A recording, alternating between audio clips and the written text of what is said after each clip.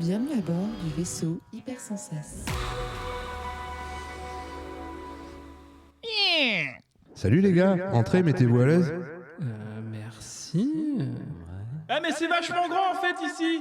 Ouais, super. Puis c'est un peu sombre aussi, mais... Marvel 66, Marvel 67, Marvel 68, mais il y a tout en plus. C'est un peu humide aussi, c'est... Mais on est où, là? Bah on est dans ma cave les gars, on n'avait pas dit qu'on faisait une émission Mad Cave. Ce mec est fou.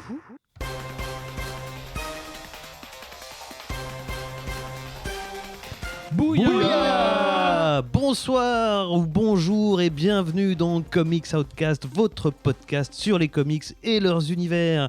Ce soir, on est donc accueillis non pas au studio 17 comme d'habitude, ce qui ne nous empêche pas de les saluer bien bas et de les retrouver pour notre prochaine émission, mais bien chez notre ami Mathieu qui heureusement ne nous reçoit pas dans sa cave, mais bien dans son salon. C'était une blague. Voilà, on est bien reçus, je peux vous dire. Il nous a préparé ces fameux cookies avec leurs ingrédients secrets. Je peux vous dire qu'on se régale. Donc c'est parti pour une nouvelle émission, une émission spéciale Mad Cave, puisque les trois chroniqueurs de ce soir ont tous les trois choisi des titres de Mad Cave pour nos reviews. Nos reviews, je le rappelle pour ceux qui découvriraient l'émission, il s'agit de titres qui ont été choisis par nos chroniqueurs, dont au moins 3 numéros sont sortis, qu'ils ont lus, qu'ils vont nous présenter, et ensuite dont on va parler tous ensemble et dire ce qu'ils en ont pensé. Et dans une deuxième partie de l'émission, nous ferons ce qu'on nous appelons un HLB, soit un hors les bulles, c'est-à-dire qu'on parle des comics quand ils sont hors des bulles. Voilà, c'est le principe de hors les bulles. C'est bien foutu, c'est bien pensé. C'est bien foutu, sauf que là, c'est c'est un trop bien focus. Eh ouais, c'est bien pensé, c'est bien foutu, sauf que là, c'est un focus. Donc, c'est très bien, tu me feras le plaisir de monter ça. Non, ça reste. Eh oui, évidemment. Alors, un hors les bulles, si vous voulez, un hors les bulles sera dans une autre émission, puisque ce soir, nous ferons un focus. C'est bien, j'ai bien bossé mon conducteur, tout ça, c'est les aléas du direct. Mais c'est normal que tu t'es trompé. Oui, parce qu'on a parlé du prochain HLB qu'on allait faire pendant 1 heure juste avant de commencer l'enregistrement, c'est ça ? Plus ou moins. Voilà. Donc voilà, je me suis pris les pieds dans le tapis tout seul comme un grand. Je vais donc tout de suite passer la parole à mes petits camarades pour qu'ils se présentent. À ma gauche, j'ai Toutou. Comment Salut. tu vas ? Ça va bien et toi? Ça va bien. Alors il paraît que tu es pressé que l'émission se termine pour... Pour continuer de lire One Piece. Ah bah bravo, une émission sur les comics et on nous parle de One Piece. Vraiment, j'ai arrêté de lire One Piece juste pour lire les comics de ce soir. Donc c'est pour ça que je suis très content d'être avec vous tous. Vraiment très content de parler des comics dont on va parler. Ça fait une petite pause, c'est cool. Mais j'avoue, j'ai très envie de continuer One Piece. Bon, je te demande pas ce que tu lis en ce moment, on a bien compris, mais qu'est-ce que tu vas nous présenter ce soir ? Est-ce que tu peux nous le teaser ? Et ben je vais vous parler d'un manga. Mathieu, reviens. Matt, reviens. Ok, donc on va te mettre à la cave, hein. C'est clair, ça va plaisir comme Non mais ça. attendez, je vous assure, c'est bien. Ok, d'accord, écoute, très bon teasing, on verra tout à l'heure. En face de Toutou, nous avons Nate. Hello. Hello, ça va bien ? Ça va et vous? Bon, il paraît que toi aussi t'es pressé que cette émission se termine, et pourquoi ? Parce qu'il y a ma maman qui est venue me voir et ça c'est trop cool. Ah, bon, enfin un bisou à maman de Nate. Bisous. Bisous. Bon, et en attendant, qu'est-ce que tu lis ? Alors je lis et je regarde plein de trucs. Je sais pas si vous avez vu, en ce moment il y a Korn qui a sorti un nouveau clip en partenariat avec Passion Pictures. Ouais, exactement, des bons gros métalleux et je vous conseille de le regarder parce qu'il y a une grosse vibe comics dedans parce qu'en plus ils ont fait ça en partenariat avec le jeu vidéo Diablo. Je lis Prairie Gods de chez Mad Cave aussi en VO et en VF je rattrape Bitter Roots car j'étais totalement passé à côté quand c'était sorti en VF. Tu t'étais trompé de route. Exactement, Bloody Roots. Je connais pas, qu'est-ce que c'est ? C'est un comics qui se passe dans le sud des États-Unis où tu suis une famille d'exorcistes qui se bat contre des démons. Et c'est vraiment bien. Ça parle de plein de petits sujets de société, de plein même actuels. Et tu sais quoi ? La prochaine fois qu'on se voit, je te les ramène. Très bien. Et sinon, est-ce que tu peux nous teaser ce dont tu vas nous parler ce Ouais. soir ? Je vais vous parler d'amour, de mort et de robots. Oh. J'ai la ref. Ouais, moi aussi. Yes. C'est bien. Et notre troisième chroniqueur ce soir qui a double casquette, puisqu'il réalise aussi l'émission. T'as bien appuyé sur le bouton Et j'ai fait le Catherine aussi en plus. Et il a fait le Catherine en plus. T'as bien appuyé sur le bouton ce soir, c'est J'ai bon bien appuyé, oui. Oui. Bon, je ferais mieux de pas trop me moquer vu l'intro catastrophique que j'ai faite. Hein. Bon, bref. Et toi, Mathieu, toi aussi, t'es impatient que cette émission se termine. C'est terrible que les gens soient. Oui, je suis impatient parce que en fait ce soir j'ai pas à rentrer de l'autre bout de la France là après l'émission, donc c'est trop bien. J'ai juste à me mettre dans mon lit. À braver la pluie. C'est ça. Donc non, mais je suis très content d'être avec vous parce qu'on va parler de plein de trucs vachement bien. Bon, eh ben moi je suis Jean Vocat comme un avocat sans le A. Je suis ravi d'être là. Pas spécialement pressé que cette émission se termine. Très ennuyé d'avoir fait cette erreur d'intro, mais ça nous fera rire plus tard. Et en attendant, comics. Moi j'ai une question, Ouais, monsieur, j'ai une oui. question. Qu'est-ce que tu lis en ce moment? Alors moi je lis, vous allez vous marrer, en ce moment je relis Le Rouge et le Noir de Stendhal et figurez-vous que c'est très bien. Mais à part ça j'ai lu le crossover Marvel DC, là, Superman Spider-Man Ok. et son double Spider-Man Superman. C'est ça, vous faites pas avoir. Moi j'ai cru qu'il y en avait qu'un tellement les titres se ressemblent, mais en fait il y en a deux. C'est plutôt sympa. C'est Plus très rigolo. étonnant. C'est très étonnant de voir ces deux univers se rencontrer. Alors comme ça peut pas durer, ils font que des histoires courtes qui vont pas chercher très loin.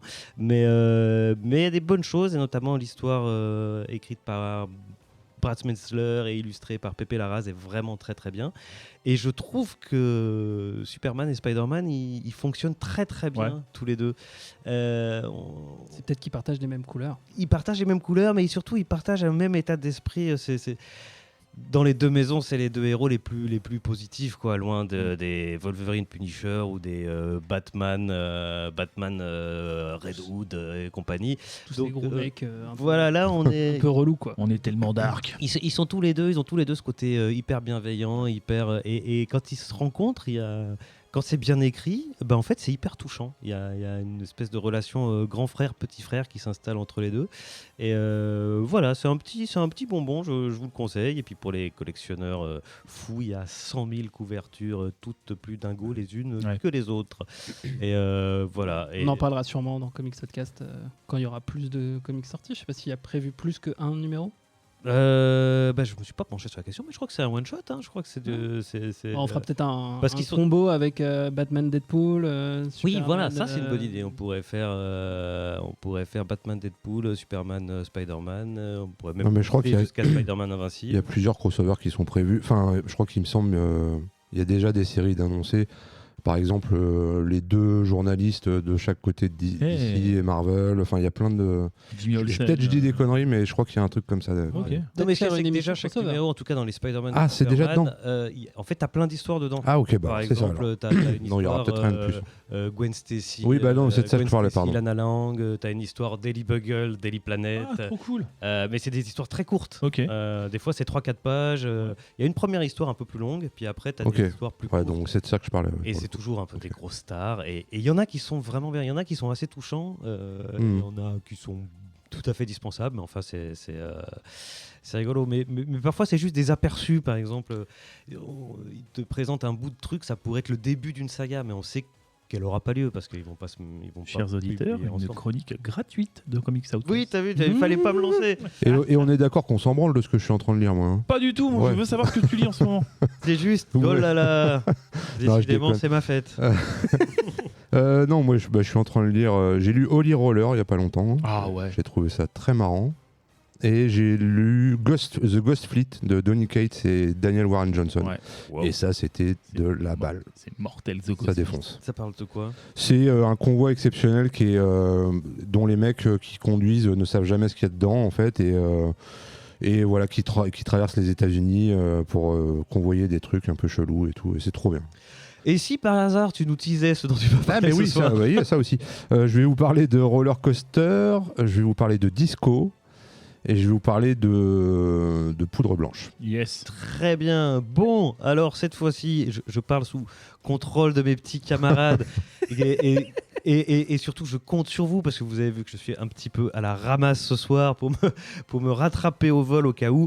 Mais cela étant dit, Comics Outcast numéro 264, c'est parti!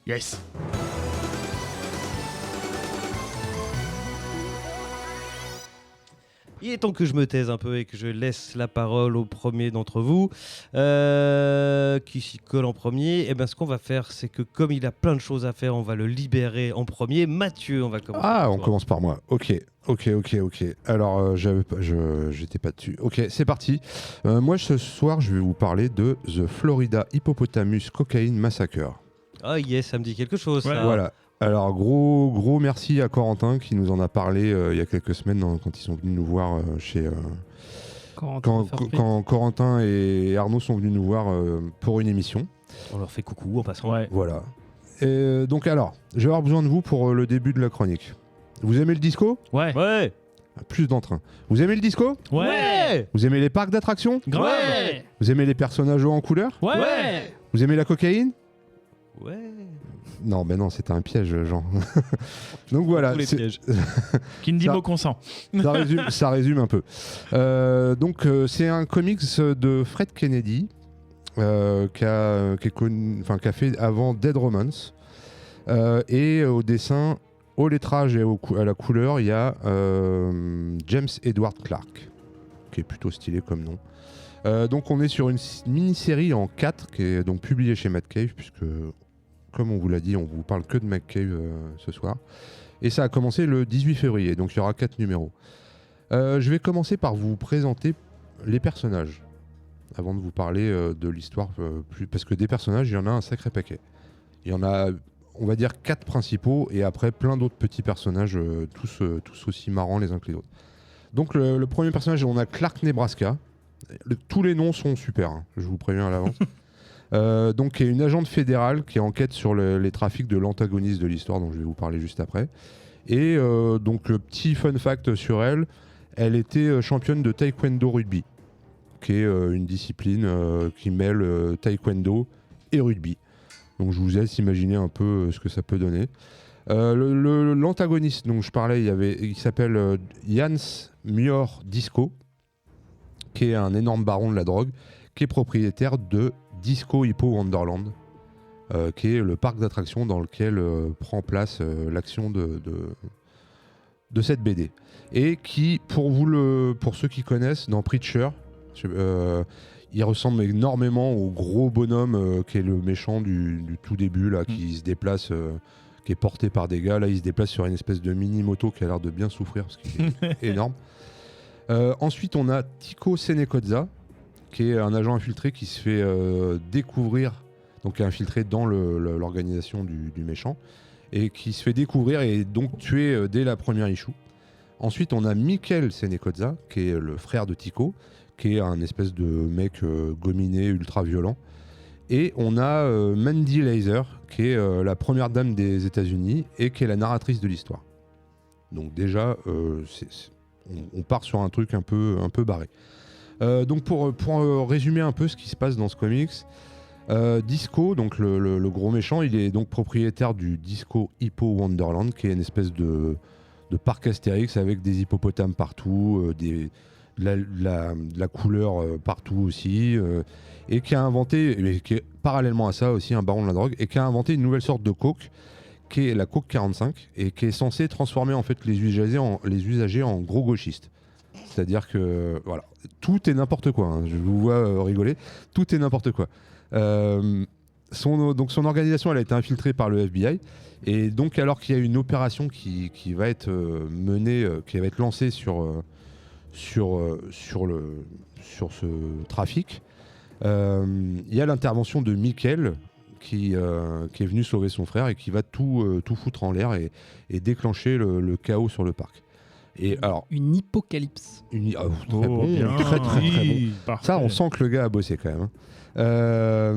Et donc ça déclenche le chaos sur le parc. Chaos qui est renforcé par l'arrivée d'un ouragan très proche, un ouragan de bœufs, en fait, d'herbe. C'est-à-dire qui va à peu près défoncer tout le monde. Un hippouragan. Non, ça marche. Ah, Si. Donc voilà, vous trouvez que c'est n'importe quoi ? Bah, c'est Ouais. pas fini. Afin d'aider sa fuite, Disco, il décide de se débarrasser de la coke 45 dans l'enclos des hippopotames, qui est, on peut le dire, un des animaux les plus féroces et terribles, violents sur Très Terre, violent. quoi. Et Et c'est qui le plus fort? C'est l'hippopotame ou le rhinocéros?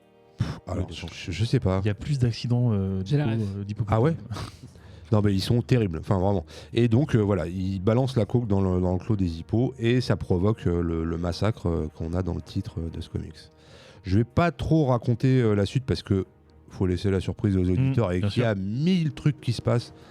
Ce que je peux juste vous dire, c'est que plus ça avance, plus l'histoire elle part en couille. Avec, donc il y a un tueur fou qui J'ai un s'appelle. bon point de départ. Hein. Oui, déjà Ouais. c'était déjà pas mal.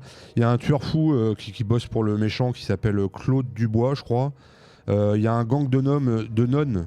Oui. Donc on revient un peu sur Martian Heretic de la dernière fois, donc la Non-Sploitation, qui est l'unité d'élite de disco pour le coup et qui en habit de nonne, mais pour être plus à l'aise, elles se mettent en bikini, tu vois. Mais vraiment bikini, Qu'est-ce que c'est très peu de tissu, quoi. Il y a un duo de flics woke qui sont à mourir de rire aussi, enfin dont un qui recueille des animaux et tout, il est trop marrant.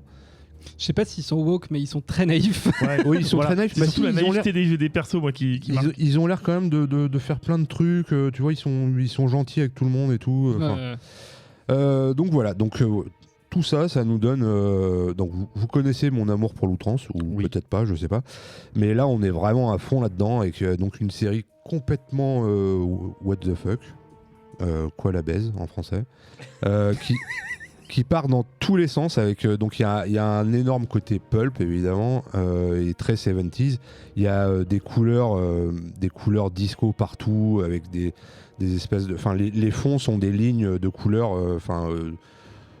Vraiment esprit disco. Il y a une blague par case. Enfin, j'en ai juste relevé quelques-unes. Il y a la sortie ils sortent. À un moment, ils sont cachés dans une cabane et ils sortent. Oui, ouais. Ils sortent d'une cabane. Ah ouais. Donc le flic là, Michael Senecoza, il porte parce que oui, il y a un autre personnage aussi. C'est une nana qui. Espèce d'agente spéciale du FBI. Non, celle qui anime le parc là en fait. Ouais. Ouais, c'est Et pareil, bizarre. oui. Qui est pareil en t-shirt avec un string aussi dès le début de la série. Et donc pour sortir de la cabane, il la porte. On ne sait pas trop pourquoi non plus. Il passe par la porte et la flic, elle passe par la fenêtre en défonçant la fenêtre. Tu vois. Enfin, c'est plein de petites blagues à chaque case comme ça. Elle interroge aussi les suspects avec un annuaire à l'ancienne, comme dans les polars français. Donc un coup d'annuaire sur la tête. Dans les ripoux. Parce qu'elle a le droit. Hein Dans les ripoux. Ouais, dans les ripoux, ouais, exact. Mais elle a le droit. Tant qu'elle tape avec l'annuaire, qui est un annuaire américain, C'est légal. bon. C'est légal, ça C'est légal, passe. Ça passe. Moi je trouve qu'on s'ennuie pas une seconde, à part il y a juste un petit passage qui m'a un tout petit peu saoulé. C'est le délire flashback disco là, Ouais. de disco. Oui. Ouais, moi aussi, ça m'a un peu déçu. Ouais. Que je trouve pas dingue. Mais bon, sinon, hormis ça, parce qu'il prend de la coke à un moment et puis il part dans un gros délire, enfin, un gros délire d'hallucination où il revoit son passé, enfin bref. Voilà, donc encore merci à Corentin de nous avoir parlé Ouais. de ce truc. Moi, je trouve ça mortel que Matt Cave propose ce genre de truc, parce que je pense pas qu'on pourrait le voir ailleurs actuellement dans chez d'autres éditeurs. Surtout pas chez Marvel et DC. Oui, Non, donc, bien ça- sûr. Les dessins c'est à l'image du scénario, c'est pareil, c'est outrancier avec plein de couleurs dans tous les sens. C'est un bonbon le truc, tu vois. Enfin, t'as des tapisseries disco partout, c'est frais, c'est fun. Et pourquoi pas, enfin, si ça pouvait durer peut-être même un peu plus longtemps, Ouais. moi, je cracherais pas dessus. Petit épisode 2, ce serait cool. Tant que c'est drôle, moi je trouve que ça pourrait vraiment durer comme ça. Moi je trouve que, je pense que c'est à recommander à tous les gens qui aiment les films de stoner un peu, les trucs comme ça, les films de le gros là, pardon, grossophobe, excusez-moi, Lebowski. Jonah Hill et toute la clique là. Ah ouais, super grave. ouais, voilà, Ces ouais. trucs-là, Ou ouais. les mecs qui passent leur temps à fumer de la bœuf, enfin voilà. C'est un peu cet esprit-là, c'est très marrant, ça raconte pas grand-chose, ça a pas un fond énorme. Enfin, tout a vu un fond. Oh non, ouais. Et voilà, il y a aussi donc je pense qu'il va prendre de l'importance peut-être dans la dernière issue, c'est la narratrice, qui, d'après moi, va peut-être se mettre à intervenir dans l'histoire. Donc voilà, enfin vraiment grosse lecture fun, et puis voilà. Eh ben merci, je vais C'est tout de tout. suite demander l'avis à tes petits camarades qui ont l'air bien convaincus. Allez, je commence par Nate. Ouais. Alors, Un massacre dans un parc d'attractions avec des hippopotames, oui, je signe. Je signe beaucoup et c'est au niveau de l'humour totalement absurde que moi ça m'a accueilli. Ça m'a fait penser énormément à des films du genre les Y a-t-il un flic. Bon, c'est pas aussi graphique dans Y a-t-il un flic, mais le côté effectivement comme t'en as parlé, ils doivent s'échapper vite d'une cabane. Il y en a un qui passe par la porte et l'autre juste pour le style défonce la fenêtre et nous fait un truc genre alors le gros style ou pas. Et je me permets juste sur ce gag en lui-même, il laisse 2 policiers comme ça dans la cabane. On leur dit vous restez, vous gardez la cabane. Et t'as juste les hippos qui leur foncent dessus. Ouais. Mais on garde quoi du coup? Et ils se font rouler dessus. Et ils leur disent d'interroger les témoins. Oui, mais il n'y a pas de témoins. Il dit je crois pas que c'est des témoins qui arrivent là. Il y a ça, il y a les deux gosses aussi quand je crois que c'est dans la scène d'intro où il y a le héros qui défonce tout le monde, qui tire sur tout le monde et en fait il y a 2 gamins derrière restés un petit peu en arrière-plan qui disent mais quel magnifique c'est quoi c'est quel magnifique modèle américain. Quel magnifique modèle masculin. Quel magnifique modèle masculin et son pote qui lui fait ah ouais grave et tout non enfin c'est moi ça me fait mourir de rire ce genre de truc. En plus c'est en 4 issues donc c'est rapide, ça se consomme très très très bien. Spéciale petite dédicace au karatéka de supermarché persuadé de pouvoir battre un hippopotame à main nue. Oui. Parce qu'il y a ça aussi. Je vous préviens, j'ai appris le karaté dans un supermarché et ils se font rouler dessus aussi. Et je fais mais qu'est-ce que je suis en train de lire l'unité de nonnes aussi qui sont ultra violentes. Non, il y a tout pour me plaire dans ce comics. Il y a aussi que en fait les hippos au début dans ce parc ils sont présentés comme des animaux super sympas, super friendly et tout. Et ils le sont parce que des fois on lit dans leurs pensées et ils vivent leur meilleure vie. Ouais, ils sont contents et tout. Mais quand ils prennent de la coke et qu'ils sont vénères, ils bouffent des gens quoi. Et comme Mathieu le disait, il y a une vanne par case, il y a voire même plus parce que si vraiment tu regardes dans les fonds de case etc. Tu peux trouver une référence. Moi c'est un grand oui. Pour moi, vraiment, c'est un grand oui. Merci encore pour la découverte. Un grand oui donc, et j'ai l'impression qu'on va continuer sur cette lancée. Tout. Ouais, c'est extrêmement drôle. Je pense qu'on l'a dit. Oui, dans chaque case, il y a une blague, voire plus. Genre, tous les personnages parlent en catchphrase, dit au premier degré. Il y a toujours un double sens ironique parce qu'on est vraiment dans cet univers 70s d'actionneurs vraiment bêtes et méchants où les États-Unis sont les meilleurs, ils sont contre le communisme, contre les socialistes, le moindre truc socialiste c'est les méchants et du coup ils vont à fond dans le délire. Donc voilà, on a le modèle de l'homme masculin américain qui juste tue tout le monde et tout le monde est hyper impressionné. Dès qu'il y a quelque chose qui est négatif, c'est forcément un communiste ou un socialiste. Tu vois, la cocaïne rend socialiste. Qu'est-ce que c'est drôle. Et puis surtout, tu vois, le méchant n'est pas forcément communiste ou socialiste, mais une idée folle, c'est que toute son organisation est une bonne organisation pour les employés, pour ses goons. C'est-à-dire qu'ils ont... ils ont une mutuelle. Une mutuelle. Ils ont vraiment une union. Union, c'est un syndicat. Et le boss, il suit vraiment les règles du syndicat, même si des fois il peste un peu, il transige pas sur la sécurité de ses employés. Rien que ça, tu vois, Jeff Bezos, il pourrait même pas, quoi. Puis donc, le héros qui est ultra qui est con comme un manche à balai, et en fait, pourquoi est-ce qu'il est ultra cool et ultra héroïque? Parce qu'il est ultra cool et ultra héroïque. Point. C'est tout. Non mais c'est ça. Et voilà, dans le premier issue, t'as toujours des cases avec plein de personnages dans le public, etc. Ils ont tous une petite réplique, un truc vraiment assassin, vraiment extrêmement drôle, où ils sont vraiment dans un premier degré qui est hilarant, quoi. Quand tu nous disais, quand les persos se présentent, là tu nous parlais de je m'appelle Bee, comme dans Beat Salad. Oui, moi une blague qui m'a explosé, c'est Bee, celle qui bosse pour le Hippo Land. Quand elle t'as Michael là, qui lui dit c'est quoi ton nom, et elle lui fait c'est Bee comme la salade de betterave, et il fait très bien, salade de betterave. Il faut qu'on aille par là. Tu vois, c'est que des trucs comme ça qui sont vraiment hilarants. Et ça joue à fond sur les clichés aussi. Tu vois, les flics, dès qu'ils apparaissent, tous, sans exception. Mange des beignets. Non. C'était Ils pas donnent tous leurs raisons de oh là là, ce serait quand même triste s'ils mouraient dans la case d'après, tu vois. Ouais, ouais. Wink wink. Genre, t'as le daron avec 6 enfants qui a l'air d'être un papa gâteau adorable. T'as celui qui part bientôt en vacances, l'autre qui part bientôt à la retraite. Tu vois, vraiment. Et ils sont tous là en train de raconter leur backstory en direct et tout. Et c'est toujours extrêmement drôle. Donc voilà, c'est vraiment ça. Et c'est vraiment, voilà. Après, est-ce qu'il y a un fond ? Il n'y a pas vraiment de fond. T'as un petit peu cette critique de cette vision américaine. Ouais, c'est quand même satirique. Voilà, c'est Oui, satirique. oui, bien sûr. Oui, Mais oui, ça va pas non plus. Mais on est quand même d'abord là pour se marrer. Ouais, c'est ça, c'est une grosse farce. Ouais. Et le truc, c'est ce que je trouve vraiment cool, c'est que on n'est pas genre juste sur l'idée que ok, on a donné de la cocaïne à des hippopotames et ils sont juste en train de tout casser et c'est ça le seul truc le seul intérêt. Non, il y a des personnages, ils sont vraiment hauts en couleur. Il y a de l'action dans tous les sens et il y a des blagues partout quoi. Donc limite, en fait, les hippopotames cocaïnéinés. C'est presque anecdotique en fait. Ouais. On le voit presque pas en fait. C'est dans le décor et ouais. c'est très bien comme ça. Tu le vois dans le fond, il bouffe des gars et tout ça, mais c'est pas le creux, enfin c'est pas le nœud de l'histoire, enfin le centre de l'histoire qu'on va dire. Et vraiment, il y a C'est genre la petite case bonus en fait quand tu vois.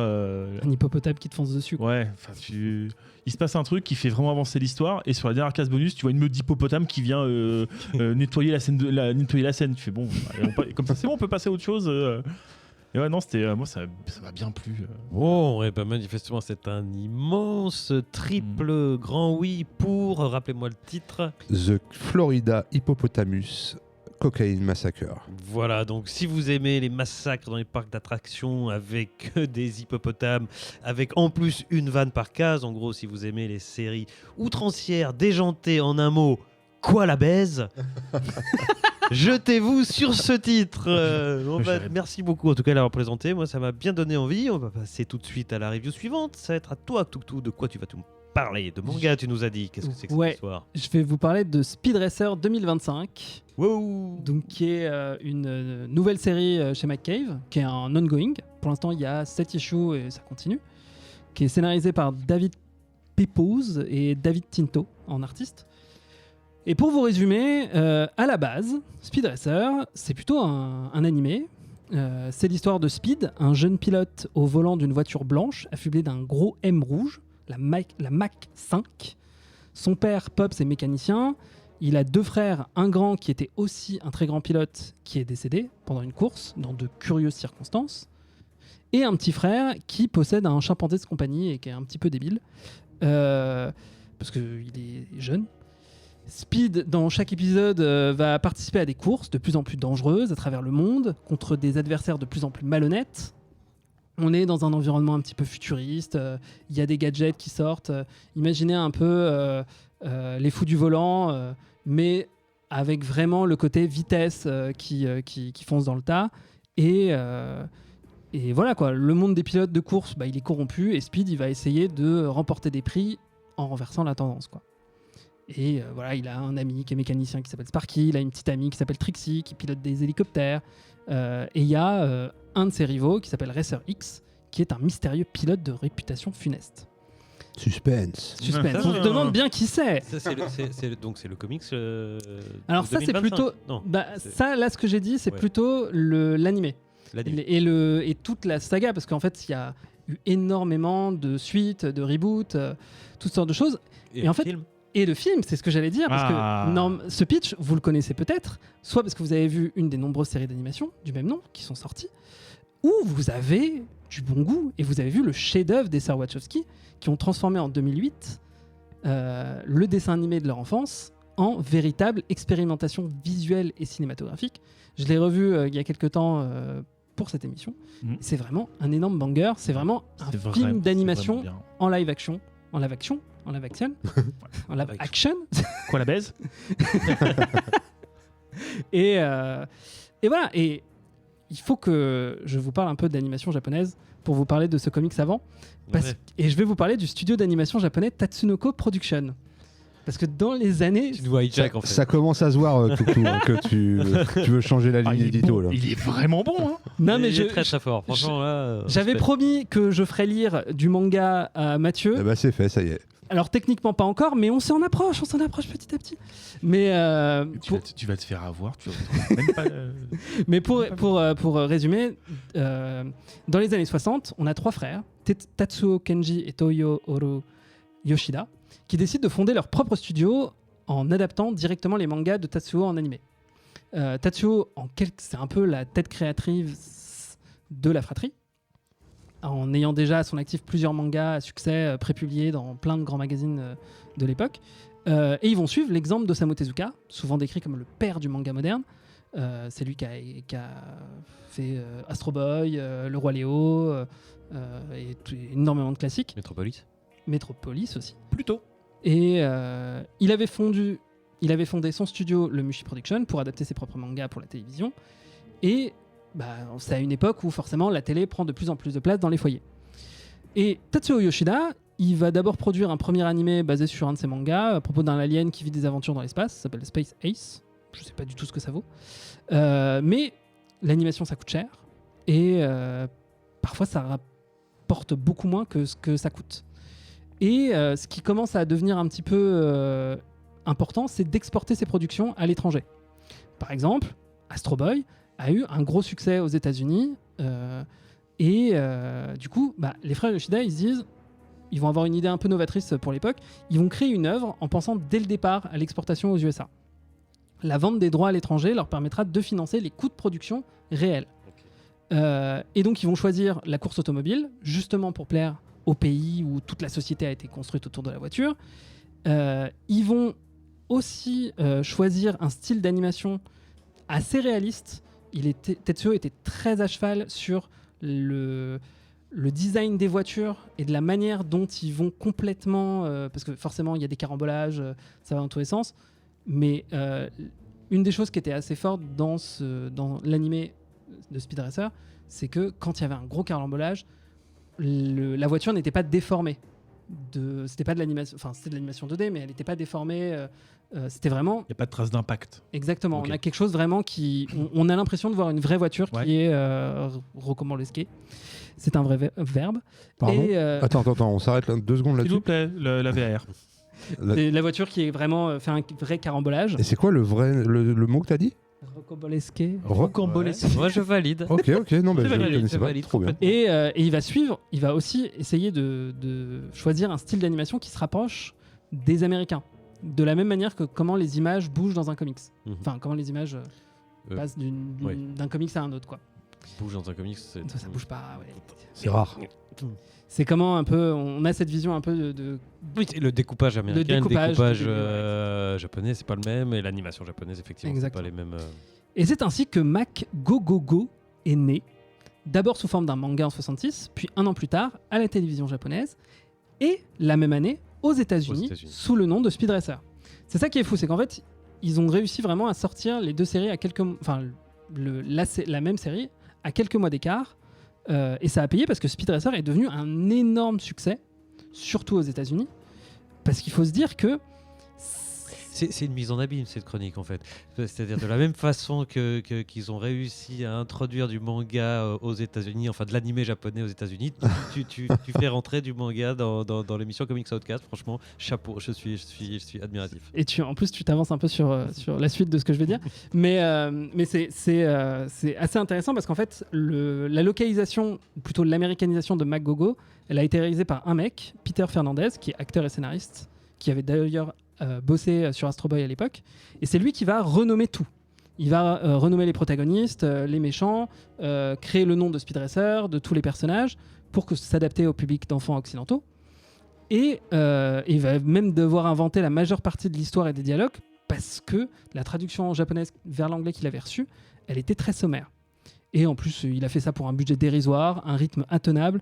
Il va se retrouver vraiment à écrire tous les dialogues et enregistrer 52 épisodes d'une série avec seulement 4 actrices, dont lui, contre 13 à la base. Ça me rappelle quelques doublages en français sur certaines séries, ça. Oui, bien sûr. Mais là, dis-toi qu'on est dans les années 60, où je crois que genre, par personne, il y avait chacun avait $128 Ouais. juste pour tourner toute la série. Ouais, d'accord. Tu ferais, toi, du doublage de 52 épisodes pour $128 ? Non. Bon, peut-être avec l'inflation, c'était pas ouf non plus. Bref, si je vous décris toute la production, c'est vraiment pour vous faire comprendre que Speed Racer, c'est pas juste une licence comme une autre. À sa sortie, c'est vraiment un tournant culturel. Avant Speed Racer, des animes comme Astro Boy ou Le Roi Léo, qui étaient diffusés aussi aux États-Unis, c'était des univers fantastiques, donc ça passait pour des productions locales. Alors que Speed Racer, son animation atypique, ses visages expressifs, et aussi un doublage très expressif avec beaucoup de qui avait assez surpris à l'époque, le public américain, il réalise pour la première fois qu'il regarde un produit étranger. Et c'est ça qui a fait l'éveil du public américain à l'animé, qui vont se rendre compte que ça peut rapporter énormément de thunes. Nous, on n'a pas trop connu Speed Racer en France, mais faut se dire qu'en fait, son arrivée aux États-Unis a eu à peu près le même impact que nous quand on a reçu Goldorak, Heidi ou Albator en 71. Et Non, c'est un peu plus tard. T'as dit 71 ? 71. C'était si tôt que ça, Goldorak ? Non, J'ai regardé et oui, je crois que c'est ça. Hein. Peut-être que je me trompe. Vous me corrigerez dans les commentaires. On n'a pas de commentaires. Coup de vieux Outcast. J'ai l'impression que c'est les années 70, mais il me semblait que c'était plus 76, 77. Mais bon, c'est pas très grave. Je fact-checkerai plus tard. Et en fait, comme il y a eu énormément de succès, il y a eu une première adaptation en comics en 87, qui était scénarisée par Len Straczewski et dessinée par Ken Stacy. Aucune idée de qui c'est. C'était publié chez l'éditeur No Comics. Il y a eu quand même 38 numéros. Il y a eu quelques mini-séries à côté aussi. Il y a eu aussi une mini-série publiée chez Wildstorm d'ici en 99, jusqu'à ce que Mad Cave propose en 2024 un nouveau partenariat avec Tatsunoko Productions pour produire un nouveau comic Speed Racer dont je vais pouvoir enfin vous parler. Ouais, alors merci, voilà. Merci pour cette présentation qui est littéralement un mini focus magnifique, et j'ai presque envie de dire un avant-goût de la résurrection du Contrecast, non ? Pourquoi pas ? Pourquoi pas ? Alors, cette version 2024 de Speed Racer. L'anime original, c'est une version un peu futuriste des États-Unis dans les années 50-60, de comment on voyait le futur à cette époque-là. Et c'est pas vraiment comme le film où là, ils ont vraiment mis les potards à fond sur le côté très futuriste, très F-Zero-esque de la course automobile. Et là, dans ce comics, on est plus sur une vision de comment on se représentait le futur dans les années 80-90. Il y a des technos de nos jours, genre ils ont YouTube, et le petit frère de Speed, il est un peu influenceur. Mais à part ça, la ville où vit Speed, ça pourrait être la ville de Terminator. C'est un peu crade. Il y a des punks avec des coupes qui sortent de Ken le Survivant, qui font des courses de voitures. Beaucoup de punk. Ouais, il y a beaucoup de punks. Il n'y a pas tant que ça de chiens. Ah ouais. Donc à la Robocop. Et voilà. Et on va garder les fondamentaux. Voilà. Speed, il rêve toujours de devenir pilote pro. Son grand frère, il est toujours mort dans un accident après avoir rejoint un sponsor important. Son père, il veut pas du tout que Speed fasse de la course. Et après, ils vont changer 2-3 détails, quoi. Par exemple, la mère de Speed, elle est partie, elle a quitté la maison. Le père de Speed, à un moment, il va se faire attaquer par des méchants parce qu'ils veulent mettre la main sur un moteur spécial. Et ça va être un peu l'enjeu dramatique parce que, comme on est un peu aux États-Unis, il faut payer. Il fait une attaque, donc il faut payer pour avoir une transplantation de cœur. Donc forcément, il faut que Speed participe à un concours pour gagner de l'argent, ce qui n'est pas évident parce qu'il y a plusieurs étapes. Et on n'est pas sur du Formule 1 classique, on est sur du Formule X, où là, chaque course, chaque véhicule peut avoir des améliorations, toutes sortes de gadgets. Et par exemple, la Mach 5 de Speed, elle possède des scies circulaires devant qui peuvent aller aussi sur les côtés. Des crics automatiques. Des crics automatiques qui peuvent le faire sauter ou faire des sortes de pirouettes. De drift, pirouettes, ou de rocobolasque contrôlés. de vrille. De vrille aussi, De voilà. vrille. Ça, c'est des trucs qu'il y avait dans le manga de base et dans l'anime de base. Et ils ont aussi des roues qui peuvent s'incruster dans la matière Et enfin dans la matière. Enfin genre en gros c'est des grosses roues avec des pieux quasiment. Enfin Pour rouler sur les murs. pour rouler sur les murs. Merci. Voilà. Donc voilà et ça se passe bien. Enfin c'est Ça se passe bien. enfin non ça se passe pas bien. Tu vois voilà il est obligé un peu de concourir mais il est très très fort à la course. Il va rencontrer Trixie qui est sa petite amie dans les comics qui va devenir sa sponsor pour le concours. Dans le 3e issue il va rencontrer Racer X qui d'abord va l'empêcher de concourir. Mais qui ensuite va devenir son mentor et ensuite il va y avoir plusieurs aventures plusieurs courses en fait un peu comme ce qu'on pourrait trouver dans une série d'animation quoi. D'accord. Au niveau du dessin, c'est un style un peu manga ou pas du tout? Moi j'ai pas vu d'image. C'est une très bonne question.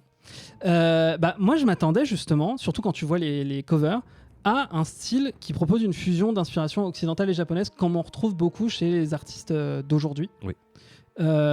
Genre, ou un peu dans ce qu'on voit dans des séries modernes américaines, genre Avatar, le dernier maître de l'air, ou My Adventure with Superman. Mais en fait, pas du tout. C'est un style comics. Sur la ça, cover. c'est la cover. Ça a ce côté très mangaesque. Oui, effectivement. Mais quand tu regardes le comics, Ah oui. ça a un style assez. Alors, c'est très joli, hein, c'est très sympa. Mais ça a un style assez comics. Moi, ça m'a fait penser à de Nightwing de Oui. Bruno Redondo. Ouais, clairement. Ouais. On a sur ce style comics d'aujourd'hui, dans le temps, quoi. Oui, mais qui est quand même comme quoi on oublie, mais moi je trouve que même le style intérieur, on sent l'influence manga quand même. hein. Ouais. Carrément. Mais moi, c'est ça. Mais en vrai, c'est logique, tu vois, parce qu'en plus, avec une œuvre qui a beaucoup évolué au fil des suites et des remakes, où chacun a suivi des codes visuels de leur époque et des sensibilités et l'origine de ces artistes, quand ils pensent, en fait, y a eu des suites qui ont recréé le style. Enfin, les premiers comics Speed Racer, ils ont gardé un style très marqué comics américain des années 80. En 99, ils ont plutôt essayé d'imiter le style manga, mais toujours par un américain des années 90, donc c'était pas son univers. Et quand tu penses aussi même qu'au départ, Mac Go Go Go, c'était la retranscription d'un japonais de ce qu'était un comics américain dans les années 50-60, tu vois, je trouve ça vraiment intéressant ce comics d'arriver vraiment à créer quelque chose de vivant, quoi. Et là, Oui, non, vas-y, oui. Et là, tu disais que les droits sont en partenariat avec le studio d'origine, Ouais. c'est ça? Donc c'est vraiment le. Donc c'est vraiment un projet assumé. C'est vraiment un C'est pont, vraiment- quoi. Ouais, c'est vraiment cool. un pont. C'est Ouais, vraiment un pont. C'est vraiment sympa. Moi, j'allais Et, dire tentative d'invasion, mais vous dites ce que Ah, vous voulez. Non, c'est un pont. Mais voilà, non, mais franchement, c'est chouette. Voilà. Le dessin, voilà, le chara design est régulier, il est propre. Le dessin de David Tinto, il est plutôt chouette. J'aurais bien aimé que ce soit encore plus coloré, qu'il y ait une mise en page un peu plus audacieuse quand il y a des courses, mais ça fait grave le taf. Et narrativement, ça fonctionne super bien. Je suis pas trop fan du côté que le père de Speed, Pops, il est dans le commun. Mhm. C'est un peu vu et revu. Ouais. Mais bon, c'est juste au début. Et en fait, ce que j'aime beaucoup dans la narration, c'est que chaque issue est vraiment construite comme un épisode de série. Donc, il y a le fil rouge qui suit tout le ongoing. Mais chaque issue a son propre début, sa propre conclusion. C'est un vrai chapitre. C'est agréable à lire. Que ce soit quand on le lit à la suite ou juste de façon décousue chaque semaine à sa sortie. C'est pas comme genre certains comics où il faut vraiment avoir lu tout l'arc en entier pour comprendre ce qui se passe, quoi. Mhm. Et à partir du 4e issue, là on passe plutôt à une histoire sur 2 issues et ça se tient super bien et voilà, moi je pense que je vais continuer parce que C'est annoncé comme ongoing ou... pour l'instant j'ai pas vu de Ok, donc fin. c'est, Donc c'est un ongoing. En tout cas là, sur les 7 issues, je les ai lus et on est très loin de la fin, on est très loin de quelque chose de vraiment. Tu sens pas une fin. Je me demande si bien. c'est pas l'ongoing la plus longue de Mad Cave qu'on ait vu jusqu'à maintenant. D'accord. Peut-être, mais en tout cas, ils ont mis le paquet dessus parce que c'est un peu, je pense, leur plus grosse licence. Mad Cave qui font surtout des trucs indés. Là, c'est vraiment une licence et ils mettent le paquet, quoi. Ok, bon. Donc ça t'a plu? Oui, Ça paraît ça m'a clair. plu, c'est chouette et voilà. Et j'espère que ce petit récapitulatif de tout le truc vous aura intéressé, quoi. Non, mais merci beaucoup. C'était super intéressant, très bon choix, très peu de. Enfin, c'était intéressant de découvrir tout ça, de découvrir finalement le pont manga comics existe depuis bien plus longtemps que ce qu'on pensait, en tout cas ce que ce que moi je pensais et que ce que je connaissais. Et Donc, petite oui. dernière anecdote, Tatsuo Yoshida, qui a créé Magogogo, il a aussi fait une version manga pour DC dans les années 50 de Superman. Ah oui. Et ça, je ne l'ai pas trouvé, mais je suis très intéressé de retrouver ça parce que ça a l'air Intéressant de le collector. voir, ça. Donc merci encore pour cette présentation de Speed Racer 2024 qui t'a manifestement beaucoup plu et qui t'a fait faire un gros travail de fond. Voilà, à côté des présentateurs d'émissions qui savent même pas si c'est un HLB ou un Focus qu'on fait ce soir. Franchement, chapeau bas. Je vais demander son avis à Mathieu, qui parle d'invasion. Alors Mathieu, comment t'as vécu cette lecture? Non, j'ai trouvé ça plutôt sympa. Enfin, c'est. Alors, tu disais que ça a l'air d'être quand même vraiment assez copié-collé sur le manga d'origine, quand même, non? On a l'impression qu'ils ont vraiment juste changé la couleur des rideaux et le. Non, j'exagère sûrement un peu, Ils mais. ont rendu le truc un peu plus dramatique et ouais. un peu plus. Mais sinon, oui, ça suit même certaines trames un peu de certains épisodes, ouais. Ouais, alors, du coup, moi, je trouve ça sympa. C'est suffisamment sériel pour avoir vraiment envie de lire la suite, en fait, tu vois. J'ai l'impression de... Alors, non. Prenez pas mal ce que je vais dire. En général, ça annonce les pires choses quand on commence comme ça. Non, mais j'ai l'impression de regarder un feuilleton, en fait, qui est pas ouf. Tu sais un peu ce qui va se passer et tout, mais t'es bien quand même dans l'histoire. Enfin, je sais pas, tu vois, les feuilletons qui durent depuis des années et des années, t'es rarement surpris. Ouais, tu vois dans ta trilogie du samedi. Ouais, c'est ça, tu vois, un truc où t'es. Voilà, et puis t'avances petit à petit dans l'histoire, c'est pas. Enfin voilà, il y a les retournements. Enfin, moi, je pense qu'on sait à peu près qui est Racer X. Oui. Enfin, tu vois, il y a peu de suspense. Enfin, il y a aucun moment j'ai fait ouah non, le truc de fou. Enfin, ça avance comme ça, mais c'est vraiment agréable à lire, à regarder un peu moins, je trouve. Enfin, moi, c'est pas du tout mon style de dessin. Je trouve que ça fait même peut-être un peu daté, en fait. J'ai l'impression que c'est un mec qui faisait du manga qui a voulu faire un peu du comics en lisant que des trucs des années 90-2000, tu sais. Enfin.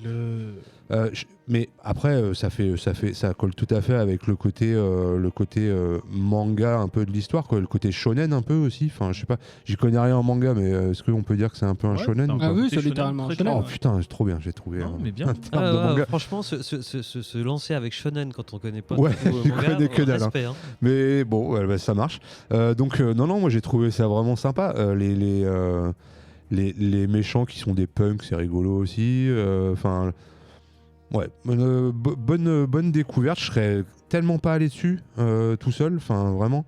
Et non, puis moi j'adorais Satanas et Diabolo.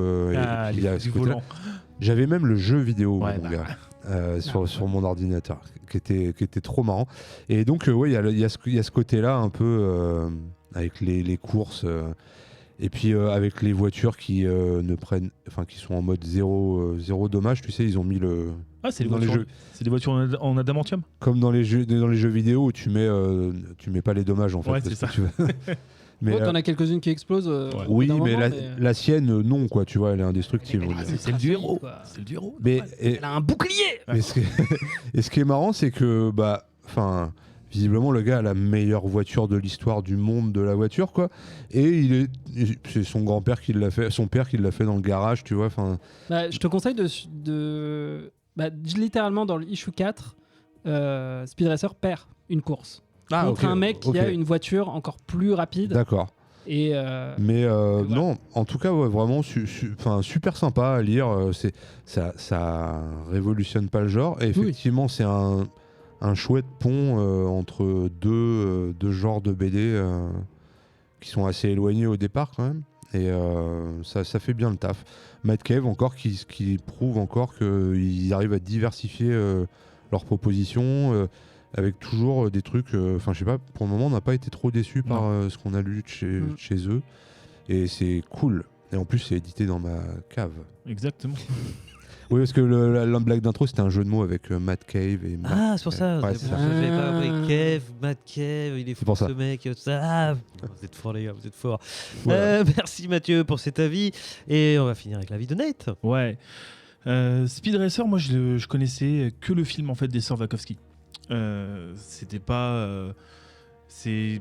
Comment je peux vous dire ça? C'était des émotions. Là maintenant, je retrouve les mêmes émotions quand je lis le comics que quand j'avais loué mon DVD au vidéoclub de mon quartier quand j'étais gosse. Sauf que là, c'est beaucoup moins fluo. Ou alors c'est moi qui ai pris beaucoup moins de sucre qu'à l'époque. Ou si t'as vu qu'il a baissé, hein, c'est... Aussi. Serait-ce aussi ma vue qui a baissé. C'est vrai que plus on vieillit et plus on devient daltonien. Pour rebondir sur les dessins, moi je suis pas d'accord avec Mathieu quand tu disais que c'était un peu moi je le vois plus comme une sorte d'hommage et d'inspiration. En plus, vu que Tuktu nous disait que c'était en collaboration avec le studio d'origine, ça me gêne pas et je semble percevoir les moments où le gars cherche absolument la sensation de vitesse de ces véhicules là. Ouais, par contre c'est un peu statique dans les personnages, on sent qu'il y a beaucoup de champs, contre-champs, etc. Par contre, moi quand on me parle de Speed Racer, on me parle donc de voiture. Et quand on me parle de voiture, moi je veux voir des bagnoles lancées à 300 km/h quand Wipeout Fusion rencontre F0 quoi. Et là c'est bien parce que c'est ce qu'on a enfin. On en a pour notre argent. On a envie de courses fast et furieuses. Oh, oui. Et ce que j'aime beaucoup aussi, c'est les voitures avec les bagnoles improbables. Enfin, quand Mathieu disait qu'il était fan des fous du volant, moi dans ma tête je me disais je voudrais bien une voiture serpent qui lance du venin. Ouais, on en a. Ouais, je veux bien une voiture disqueuse. On a. Une voiture avec des pinces. Oui, on a aussi. Vous allez pas me dire qu'on a une voiture qui grimpe au mur. Si, on a aussi. Il y a un côté micro-machine, le jeu. Ouais, voilà, oui, mais oui, Hot Wheels. Exactement. Par contre, moi, je vous dirais que j'aime beaucoup, mais je vais pas continuer. Je vais... Oh, ce chaud et froid que tu viens de faire. Je sais. C'est clair. Ouais, Oh là le gars là. dit c'est super et tout. Non, je c'est super. Pas envie de lire la suite. Non, c'est super. J'adore ce que vous faites, Non. je m'en vais. Mais non, c'est ça. Allez, tout de suite, posez ces micros. C'est génial. Restez calme. Je vous demande de vous arrêter. Non, c'est génial. Le seul truc, c'est que c'est tellement génial qu'on lit en ce moment plein de trucs géniaux. Et donc, va falloir faire des choix.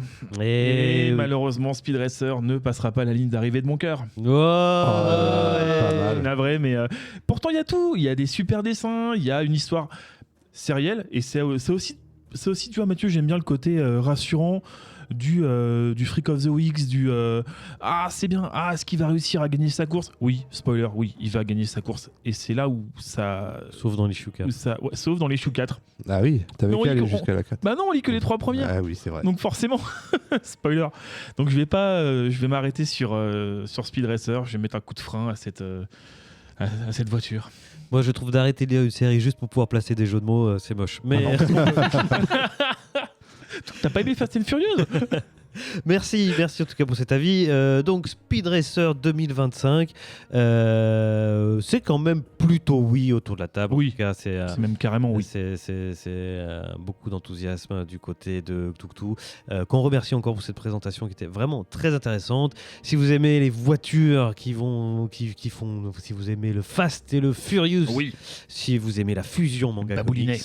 comics, Speed Racer 2024 est fait pour vous et c'est publié 2020, ça a commencé en 2024, non? Je vois que tu me fais signe 5. Non, je crois que c'est 5. Ouais, 2025. Ouais. Là, ça a commencé en 2025. Mm. Alors, Speed Racer 2025 est fait Et pour vous.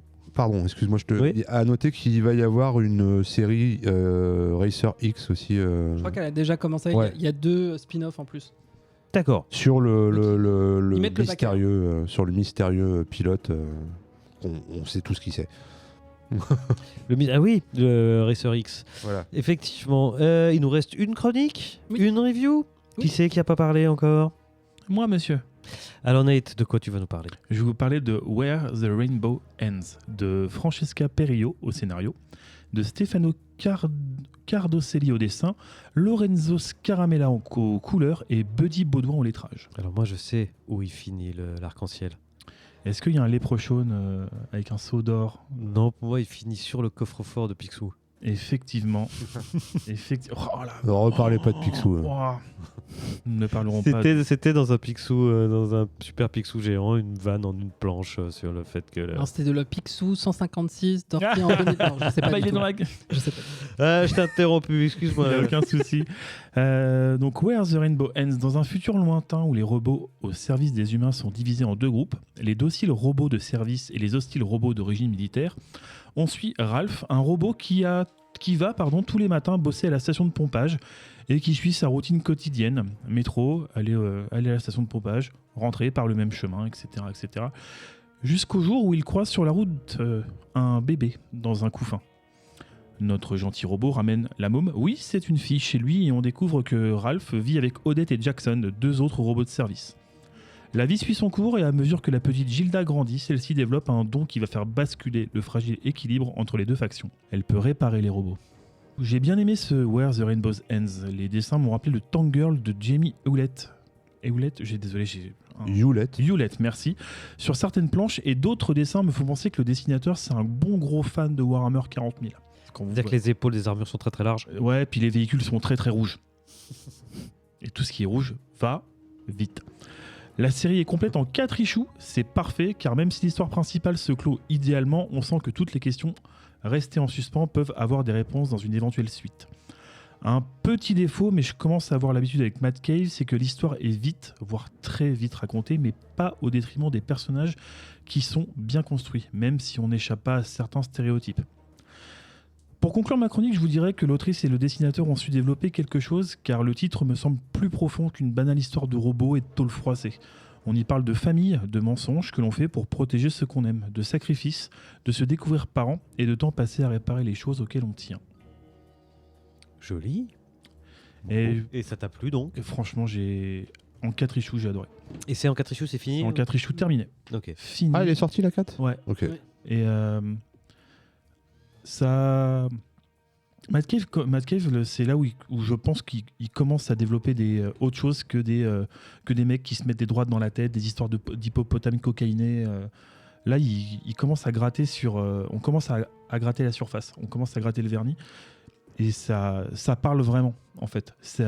Quand tu vois les robots, quand tu vois juste des cases où, par exemple, quand Ralph ramène la petite dans sa famille, il tend le couffin à la madame robot. Et il y a juste une case où, en fait, c'est la toute petite main du bébé qui tapote sur le visage du robot. Et... je sais pas, moi ça crée quelque chose. Il y a un lien qui se crée, il y a quelque chose qui... Ça crée une émotion. Ça crée une émotion. Et c'est là où moi ça arrive à m'avoir. Et c'est génial. Après, Mathieu va encore me dire, mais tu vois encore des trucs dans des cases qui n'existent pas. J'ai rien dit, moi. Ah, je sais, mais et à un moment Arrête de parler, Mathieu. Je parlais de Warhammer 40 000, je parlais d'autres choses. Il y a une case où moi ça me fait penser au manga Gunham, donc spécial dédicace à Cthulhu, où ils sont tous les deux postés sur d'immenses tubes de gestion de déchets ou d'aération, et je me dis tiens, ça me fait penser à Gali et Hugo dans Gunham. Donc ouais, voilà, donc sur Where the Rainbow Ends, série complète en 4 issues qui est plus profonde que, comme je vous l'ai dit, qui est plus profonde que ce qu'on pense. Et lisez Where the Rainbow Ends. Ben voilà, ce sera une très belle conclusion pour ta chronique. Un titre qui a manifestement beaucoup touché Nate, Toutou. Qu'est-ce que tu en as pensé? Alors moi, je suis un peu gêné. Aïe. Parce que quand j'ai commencé ma lecture, je découvre un comics qui n'a pas peur de nous jeter dans l'action immédiatement. Ouais. Ça lâche des noms d'humains, de robots. Ça parle du kidnapping d'une jeune fille qui s'appelle Glinda. J'ai un peu de mal à comprendre qui est qui. Et puis, je relis attentivement les premières pages. Ça va, je comprends la situation. On est dans un monde avec des robots sentients. Il y a un méchant robot qui veut s'emparer d'une jeune fille parce qu'elle pourrait la réparer et qui est prêt à détruire l'endroit où ils vivent dans une région qui s'appelle Rainbow. Ok. Et j'ai rien contre les œuvres qui te lâchent comme ça, comme on dit, in media res, Yes. qui te lâchent complètement dans l'action directement. Mais ça faisait bizarre, j'avais l'impression qu'il me manquait quelques informations. J'arrive à la fin de l'issue, que je ne spoilerai pas, et là je vois The End. Je fais attends, quoi? C'est une anthologie, je comprends pas.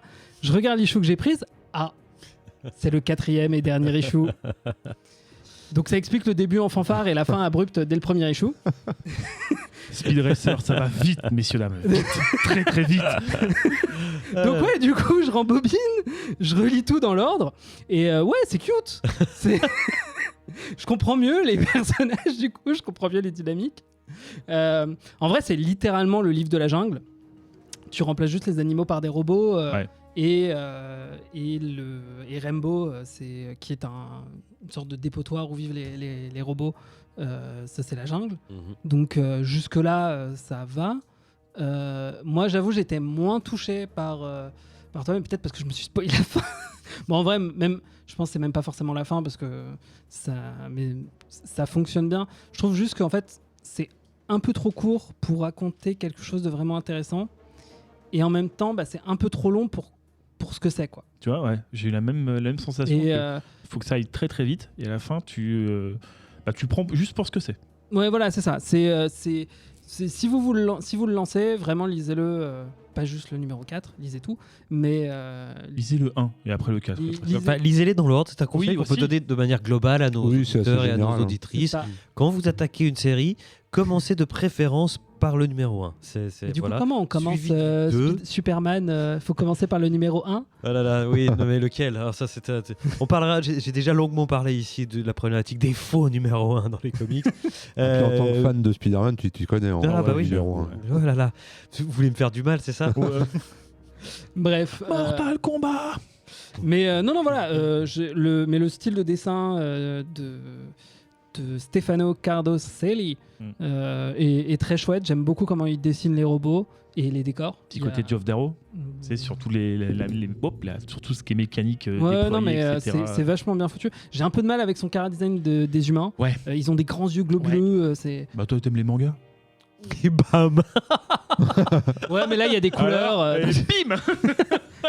Ah, c'est là, la surgie! C'est blah. Et en tant que fan de manga aussi, t'inquiète, j'ai les mêmes Il y a un problèmes. petit côté Lémire dans les visages. Oui, Exactement, ouais, ouais. j'avoue, ouais. Mais c'est pas trop mon truc sur ça. Mais voilà, non, mais c'est cute, ça se lit bien. Donc c'est.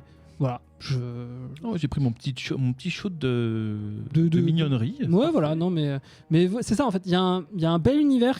Enfin, il y a l'air d'avoir développé un bel univers tout autour de ce New York. Genre, un côté un peu New York des années. Je sais pas. Peut-être 50, 40. Peut-être pas 40. Mais peut-être 20, 30, je pense. T'as fait 40 ans là. hein. Il a Ouais. fait 40, 50. Non, mais je suis pas 20. très bon en histoire. Enfin, en Mais- New York. Non, mais ça a un petit fil New York des années 20-30, mais avec des robots et voilà, ça fonctionne bien. Après, c'est pas non plus un truc de fou, quoi. Ça pas trop peu d'un robot. Ouais. Ok. Non, c'est méchant de dire ça comme ça, puisque manifestement, c'est beaucoup plus honnête. Mais toi, un petit peu moins. Mais, Un peu moins, mais t'as trouvé mais je suis ça de content de bonne l'avoir lu. qualité. Voilà, très bien. Alors attendez, parce qu'il y a une petite histoire aussi. Je l'ai lu après avoir regardé mes nièces qui ont respectivement 3 ans et 8 mois. Et bah voilà. voilà, et c'est là que le bas blesse. C'est ça, il faut que vous regardez. D'abord, vous lisez le 4e issue. Ensuite, regardez vos nièces. Non. Non, Oula. mais ça va pas. Non, on laisse les enfants tranquilles. Ok, stop, On ne arrêtez regarde tout. pas les enfants. Mathieu, qu'est-ce que tu as pensé de... Bah, moi j'ai trouvé ça vachement bien, ça m'a beaucoup plu. Ça amène 1000 références entre le géant de fer aussi, Ah ouais. un peu côté magicien d'Oz. Il y a plein de refs assez visibles. Et puis c'est hyper mignon quoi. Enfin, la relation qui se tisse entre l'humain et les robots, elle est super. Et évidemment, elle, à un moment donné, va se rendre compte que elle appartient pas tellement à ce monde-là. Et ça montre qu'il y a la beauté peut naître de la crasse et des boulons et d'un univers très froid. Enfin, c'est vraiment vraiment très chouette. Moi, je m'attendais pas du tout à ça. Tous les robots sont sympas. Ils ont l'air vraiment tous mignons, sauf les méchants. Et effectivement, j'avais pas vu le côté Tank Girl, mais quand les méchants partent en campagne avec leur espèce de grosses machines et tout, ça fait très ça. Ouais. Il y a vraiment un côté Tank Girl. Et bah non, je vais pas en dire mille choses. Moi, j'ai trouvé ça vraiment chouette. Encore une proposition vachement différente de Mad Cave et qui marche bien. Alors effectivement, pour parler de thèmes comme ça aurait peut-être mérité quelques issues en plus, peut-être. Ouais, c'est là où tu vois, où je me dis, il y a moyen d'avoir une deuxième histoire. Ouais, peut-être, mais en même temps, moi je trouve que c'est assez complet quand même. L'histoire, elle se tient assez bien sur ces 4 issues. J'ai pas encore lu la 4e, mais moi je trouve que ça fonctionne bien. Effectivement, ça pourrait être plus long parce que le monde est chouette et on sent que, enfin, voilà, ça a exploré une toute petite parcelle de cet univers, mais en même temps, 4 issues, ça se tient, c'est agréable à lire et puis c'est surtout très mignon. Moi, je trouve, enfin, je suis un peu sensible, hein, mais j'ai vraiment eu la larme à l'œil à la lecture. C'est vraiment très finement écrit, très délicat. Voilà, je trouve. Je crois que la dernière fois où on a été réunis tous les 4, on disait que Mad Cave c'était de la merde. Aussi. Non, ça va pas. Non, je sais pas. J'ai cru que tu allais dire ça. Arrêter avec, s'il vous plaît, ma première chronique. Non, on avait dit que c'était peut-être une future grande maison, ou en tout cas ce qui héberge les possibles futurs grands comics. Alors ça, il y a des chances. C'est vrai qu'on a dit ça. Ouais. En lisant ça, en lisant vraiment les 3 issues des 3 choses chroniquées ce soir, je me dis qu'il y a vraiment moyen que il soit pas si fou que ça en fait. Bah ce comics là, ça pourrait très bien être le premier travail d'un mec qui sera une star dans 10 piges, tu vois, qui sera un mec installé dans les comics et on se dira bah dis donc son premier truc c'était plutôt chouette. Et c'est pour l'artiste, une autrice, Pour l'autrice, c'est ouais. Ah, c'est une autrice, pardon. C'est une autrice et pour l'artiste, c'est un de leurs premiers travails aussi. Ouais, mais je pense qu'ils donnent beaucoup leur chance enfin voilà, pour faire un truc global sur Mad Cave, puisqu'on a parlé que d'eux, je pense qu'ils donnent leur chance à des jeunes auteurs sur des projets qui ont l'air assez personnels et tout. Et moi, je trouve ça chouette qu'on ait une nouvelle vague, parce que on manque pas de bons auteurs, mais plus il y en a, mieux c'est, quoi. C'est ça. Bien, eh ben merci beaucoup pour ces 3 reviews, cette triple review Mad Cave, cette émission spéciale Mad Cave qui décidément continue de nous proposer des choses. Est-ce que c'est Mad Cave qui va devenir un des nouveaux les Big 3, les Big 2, ou est-ce que ce sont les auteurs et dessinateurs qui sont les grands du futur? En tout cas, on a été, une fois de plus, très enthousiasmés par la production de Mad Cave. Il y avait donc, rappelez-moi chacun votre titre. The Florida Hippopotamus Cocaine Massacre. La série Quoi la baise? Ouais, c'est ça. Speed Racer. 2025, Fusion Manga Comics et Where the Rainbows Ends. De l'émotion. De l'émotion, exactement. Et des robots. Et des robots. Bon, c'est très bien, on va pouvoir passer à la deuxième partie de l'émission. Bien sûr.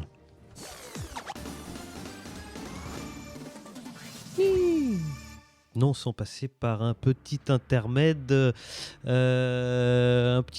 magazine avec des articles, des publicités, des choses comme ça. On va commencer par une première page de pub avec nos réseaux sociaux. N'hésitez pas à suivre l'équipe de Comics Outcast sur les réseaux sociaux. On est sur Instagram, Comics Outcast. On est sur Facebook avec le Bouya Comics Club, l'agonisant Bouya Comics Club. Et si Nate essaye de le faire survivre. Non, il n'agonise pas, il va revenir. Il va revenir. Garantir. On est sur Blue Sky aussi. Quelqu'un peut me redonner le Comics Outcast VHS. Voilà, n'hésitez pas à nous suivre, à nous mettre des petits commentaires, à échanger avec nous et surtout à nous rejoindre dans notre Discord, le Discord du vaisseau Hypersensas, donc où vous retrouverez des salons consacrés aux différentes émissions du label et donc bien sûr Comics Outcast, mais aussi le Contrecast, la cartographie des chimères, le drôle de jeu, le défaussé et le Contrecast. Et le Contrecast, oui. Bonjour. l'Arlésienne du Contrecast. Voilà, rejoignez-nous sur le Discord, c'est là que ça échange le plus. C'est très vivant, c'est très sympathique, il y a une bonne ambiance. Voilà, je voulais parler rapidement, je voulais qu'on salue la mémoire de Jerry Conway, Oui. qui nous a quitté à la fin du mois d'avril, un immense auteur de comics. Le Punisher qui perd son papa. Voilà, le Punisher qui perd son papa, mais pas que ça. Il y a énormément de choses. Il a été co-créateur donc du Punisher, co-créateur du clone de Peter Parker, Ben Reilly, et du méchant qui allait avec, le chacal de la première Miss Marvel. Il est celui qui a écrit cet épisode terrible qui est la mort de Gwen Stacy. C'est lui qui l'a écrit. Donc voilà, et chez DC, il est pas en reste aussi, hein. Il est co-créateur de Firestorm, de Power Girl, de Jason Todd, de Killer Croc. Ouais. Et c'est lui, et ça fait le lien avec ce dont on parlait tout à l'heure, c'est lui qui a écrit le premier crossover intercompagnie avec Superman versus Amazing Spider-Man. C'est lui qui a écrit ce La boucle est bouclée. La boucle est bouclée, voilà, c'était un grand monsieur. Voilà, c'est un grand monsieur qui s'en va, et j'avais envie qu'on lui fasse un clin d'œil, qu'on lui rende hommage dans cette émission. Et ensuite, eh bien, on va passer à la deuxième page de publicité, comme dans les magazines, hein. Et cette fois-ci, c'est pour notre Patreon. Oui. Alors le Patreon, qu'est-ce que c'est ? Le Patreon, c'est une plateforme qui vous permet de faire des micro-dons qui nous permettent d'entretenir notre forme physique, déjà, pas du tout, d'entretenir notre matériel. Parce que sinon, on vit dans les airs. Voilà. Nous abonnons à la salle. Voilà, vous pouvez, par des micro-dons ponctuels ou mensuels, nous aider à renouveler notre matériel, à organiser des événements. Tout ça, c'est grâce à vous. Vraiment, on insiste. On a besoin de votre aide pour exister. Et là, pareil, c'est comme pour le Discord. C'est le vaisseau Hypersensas et toutes ces émissions que vous soutenez si vous passez par patreon.com/vaisseau Hypersensas. Donc, Comics Outcast, le Défaussé qui parle de jeux, Drôle de jeu qui parle de jeux de rôle grandeur nature, le podcast de fiction, la cartographie des chimères, et le retour bientôt du Contrecast, n'est-ce pas ? Oui. Peut-être qu'il reviendra en 2026, on ne sait pas. Voilà, peut-être qu'il reviendra. Peut-être que ce sera 2027. Ou pas, ou peut-être qu'il continuera à flotter comme l'Arlésienne. Voilà, et puis je voulais aussi faire je voulais vous faire réagir. Vous avez vu cette histoire après les pages, après la rubrique nécro, la rubrique politique, que Disney Marvel, ils ont viré tout leur staff d'effets spéciaux. Vous avez vu passer bien joué. Tous leurs artistes, tous les gens qui avaient fait les costumes, qui ont fait les costumes, qui ont fait les artworks, les concept artistes.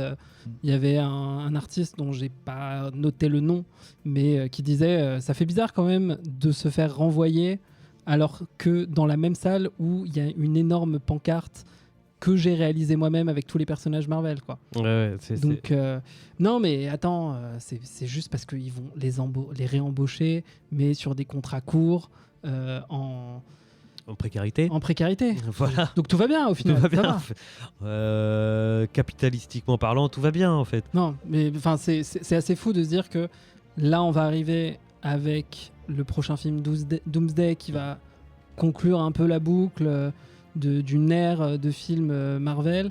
Ils vont vouloir rebooter, relancer tout un truc, mais avec quel créatif, quoi. Bah oui. Avec Kevin Feige, c'est lui le créatif. Il n'aura plus qu'à faire des prompts. Lui, sa casquette. C'est bon, messieurs, vous vouliez peut-être réagir un peu avant. Non, c'est dans la suite des choses de ce qui se passe depuis un bout de temps. Moi, je suis qu'à moitié étonné, mais je suis hyper cynique. Parce qu'il y avait, pour rebondir sur ça, il y a un ancien de Comics Outcast qui a grandement contribué, je crois qu'il a créé sur MCM Joe qui avait interviewé sur MCM Brian Michael Bendis, et à un moment Bendis dit face caméra, les gens qui créent les films s'inspirent de nos histoires. si on vire tout le monde, là c'est déjà triste parce que ce sont des gens qui travaillent dans le milieu du cinéma, mais un jour, moi ça ne m'étonnerait pas qu'on nous dise on n'a plus besoin de scénaristes, on n'a plus besoin de dessinateurs. Là, c'était il y a quelques mois, quand on avait fait l'émission avec First Print, qu'on embrasse d'ailleurs, où les deux Big Two disaient on arrête de faire du comics politique. Non en fait. C'est d'autant plus triste que on va vers. J'estime que nous allons vers un monde où on a de plus en plus besoin d'artistes et de gens qui ont un avis pour pouvoir débattre de ces avis. Et moi je trouve ça, moi ça me dégoûte en fait, parce que bon, t'es bien content de voir ton Spider-Man. T'es content de voir Spider-Man qui vole à travers les buildings. Oui, ça fait rêver des mômes. Moi, je sais que ça m'a fait rêver, en tout cas en tant que môme. Bah écoutez... Là, ça franchit un nouveau pas, parce que que les auteurs soient maltraités par le MCU, ça, on le sait depuis le début. Les mecs touchent rien, ils sont tout en bas du générique et tout. Mais là, ça touche carrément aux gars qui fabriquaient les films, vraiment, quoi, qui faisaient les effets spéciaux et tout. Maintenant, ça va être donné... Alors déjà que les effets spéciaux, ils leur donnaient 3 francs 6 sous et un timing hyper serré et tout. Enfin voilà, quoi, ça va être... ça augure rien de bon, mais est-ce qu'on est vraiment étonné de tout ça ? Je suis pas sûr. Voilà. C'était pas la news la plus marrante non, c'est vrai. du moment, mais je trouvais que ça valait la peine. Non, ça vaut le coup d'en parler. On pourrait en parler 1000 heures, hein, parce que... bien. Ouais. Frank Miller. Bien. Très bien de finir sur un jeu de mots. On va donc passer non pas sur du Dark Knight au HLB, mais bien au focus pour cette deuxième partie d'émission. Alors le focus, qu'est-ce que c'est le focus ? Comme son nom l'indique, c'est un focus sur une œuvre en particulier, une œuvre terminée, parfois depuis longtemps ou non, et qui, si possible, a marqué ou non l'histoire du comics. Voilà,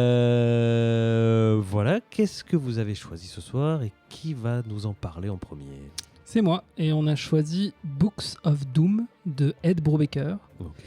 Et pourquoi on a pris ça ? Et pourquoi on a pris ça ? En fait, tu te trompes constamment en disant que c'est un HLB, mais t'es pas si loin de la réalité, parce que à la base, le programme de cette émission, c'était de vous parler d'Avengers Doomsday.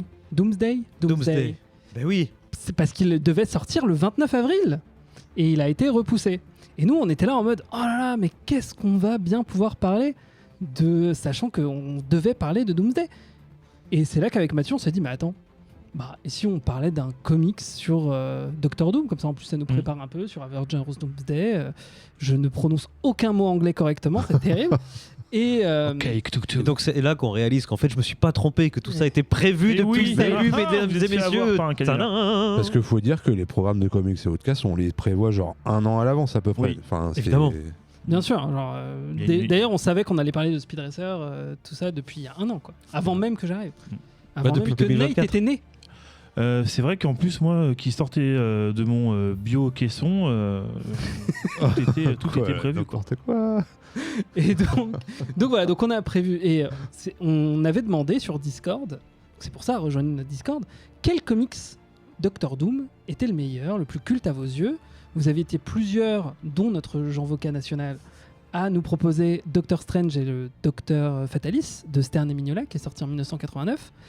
Mais on l'a déjà fait en focus dans l'épisode 1996. 196. Un jour, on en aura 1900 épisodes. Vado avait proposé le Doom de 2024 de Hickman, qu'on a déjà chroniqué dans l'épisode 228. Et A World Under Doom, l'arc récent où il était à l'honneur, on l'a déjà traité dans l'épisode 244. C'était Tcherno qui l'avait fait. Yes. Oui. Sauf que une des œuvres dont vous nous avez recommandé, dont on n'a pas parlé, et qui est sortie en 2006, c'est Books of Doom, où le Docteur Fataliste nous retrace toute son histoire, entrecoupée de commentaires de gens qui l'ont côtoyé, comme si c'était un peu un documentaire. Et on suit sa vie de sa naissance jusqu'à son arrivée au pouvoir en Latverie, en passant par sa jeunesse tourmentée aussi en Latverie, avec une mère qui est un peu sorcière, qui joue un peu avec la magie noire, son arrivée aux États-Unis, sa rencontre avec Reed Richards, et ses liens avec l'armée américaine, et aussi sa découverte de la magie au Tibet. Et du coup, on découvre comment ce jeune homme brillant est devenu le magicien scientifique le plus dangereux de l'univers Marvel. Je vous l'ai dit, Books of Doom, ça a été scénarisé par Ed Brubaker, c'est dessiné par Pablo Raimondi. En 2006, Brubaker, il a déjà une plutôt belle carrière. Il a déjà publié plusieurs BD en indépendant. Il a été nommé en 93 aux Eisner Awards pour une de ses histoires criminelles dans la série d'anthologie Dark Horse Presents. Pour DC, il a fait les beaux jours de Vertigo avec Prez, Dead Boys Detective, pour ne citer que. Il va aussi bosser pour des productions Wildstorm avec Sleeper et sur l'équipe de super-héros The Authority. Et tout ça alors que depuis octobre 2000, il travaille sur Batman en parallèle. Et ça pendant 3 ans. Il va relancer le personnage de Catwoman. Il va co-créer avec Greg Rucka la série Gotham Central, qui est centrée sur les activités du département de police de Gotham City. Et en 2004, son contrat d'exclusivité avec DC s'arrête. Il va commencer à travailler pour Marvel. C'est là qu'il va avoir l'idée de ressusciter le personnage de Bucky Barnes pour qu'il devienne le soldat de l'hiver. Et 2 ans plus tard, on le retrouve à travailler sur Daredevil et sur les origines des X-Men et sur les origines du Docteur Fatalis. Rien que ça. Son run sur Captain America était vachement bien. Il est incroyable. Je l'avais suivi en kiosque, il était absolument. Il est ressorti en omnibus là il y a pas longtemps. Avec notamment Steve Epting. Oui, avec au Steve dessin. Epting au dessin. Oui.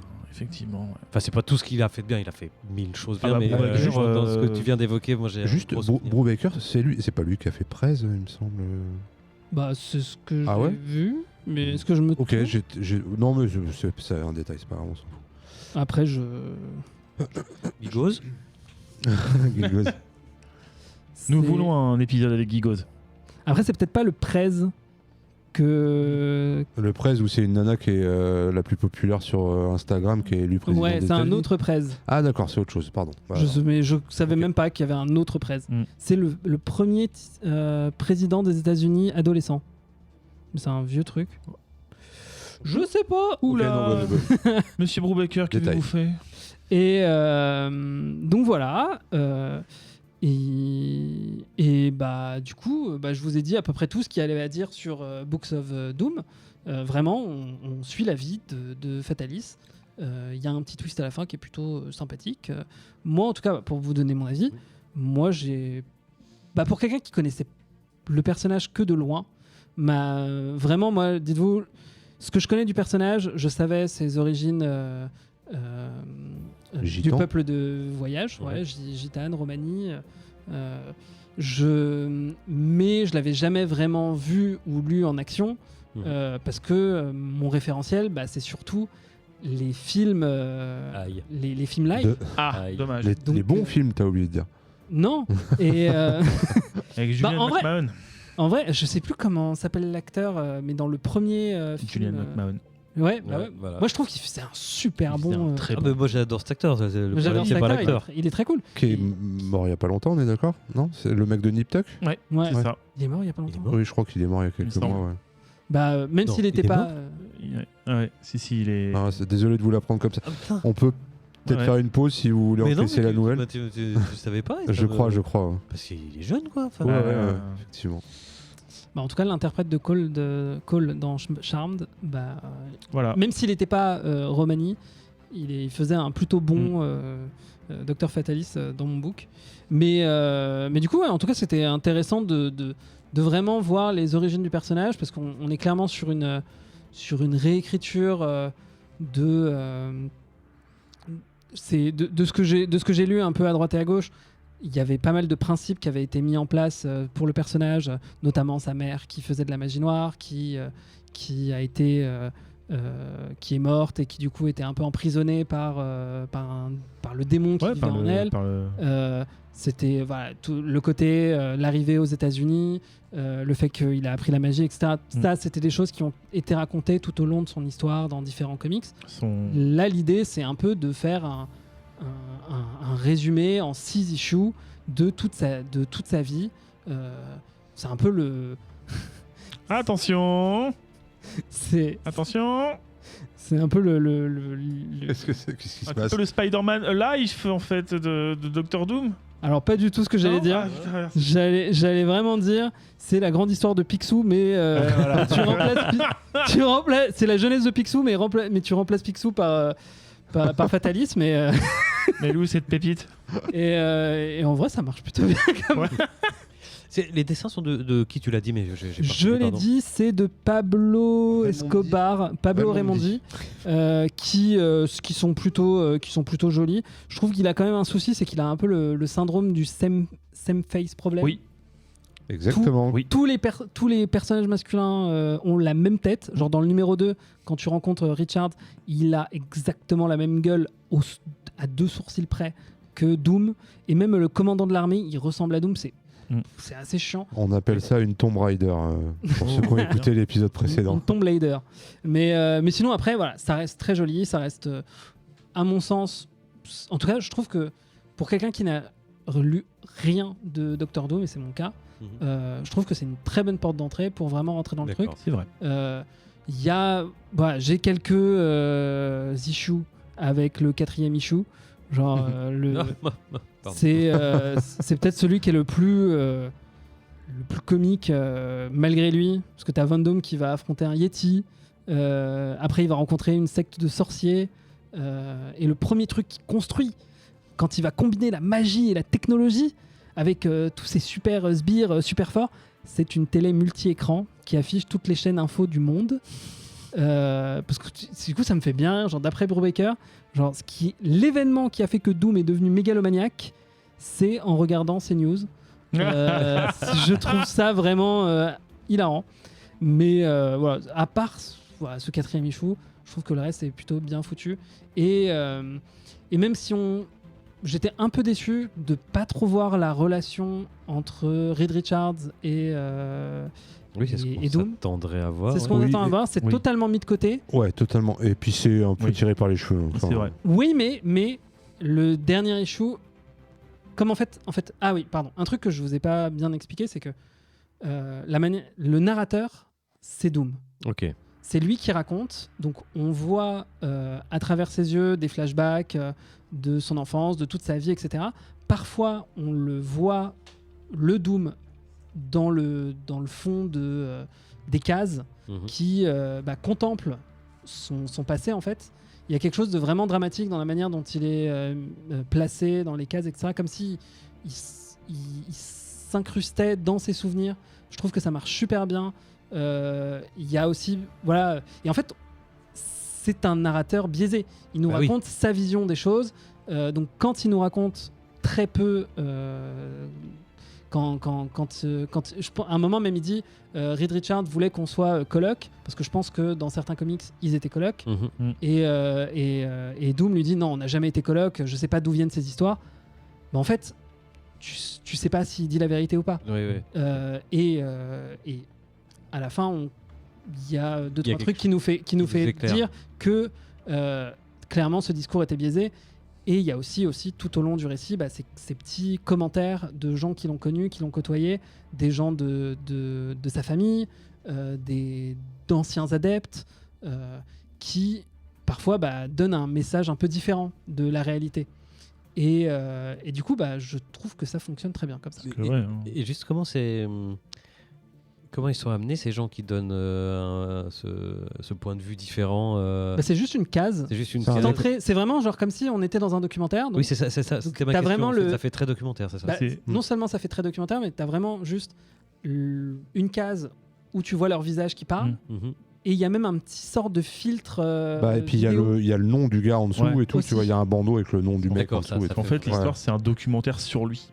D'accord. Tout part de ça. C'est une reporter qui débarque en Latvérie. Ah, faut pas. Non. Ah, dommage. Je viens de spoiler tout. Non, en vrai, ça date de 2006. Ouais. C'est pas très grave. Après, on focus, on a le droit. On peut spoiler un peu. Et elle débarque en Latvérie et elle va interviewer les plus proches parents, serviteurs de Fatalis, donc de Victor Von Doom. Oui, parce que c'est pas ça le twist en fait. Ouais, c'est pas ça le final. Et en fait, effectivement, donc, comme tout le disait, c'est la vie de Fatalis par ceux qui l'ont côtoyé et par même Fatalis lui-même. Donc il y a, et comme on le sait chez Doom, il n'y a qu'une seule vérité qui est la sienne. Et là, Après, il y a plein de... comme disait Toutou, est-ce qu'il y a vraiment... est-ce que c'est vraiment une histoire vraie? Est-ce qu'il dit vraiment la vérité? Ou est-ce qu'il fantasme pas un peu? Ou est-ce que, connaissant le personnage, effectivement, il y a quelques petites problématiques et quelques questions, quoi. En tout cas, moi j'ai passé une belle lecture, Mm. c'était chouette. Et du coup, vous en avez pensé quoi, vous? Vas-y, Night. Moi, je trouve aussi que c'est une très bonne porte d'entrée pour découvrir le personnage. Après, c'est pas... comment je pourrais dire ça sans spoiler ou sans tirer à balles réelles dessus. Tiré à balles réelles, donc c'est qu'il y a quand même un... Non, j'attendais un personnage plus charismatique encore.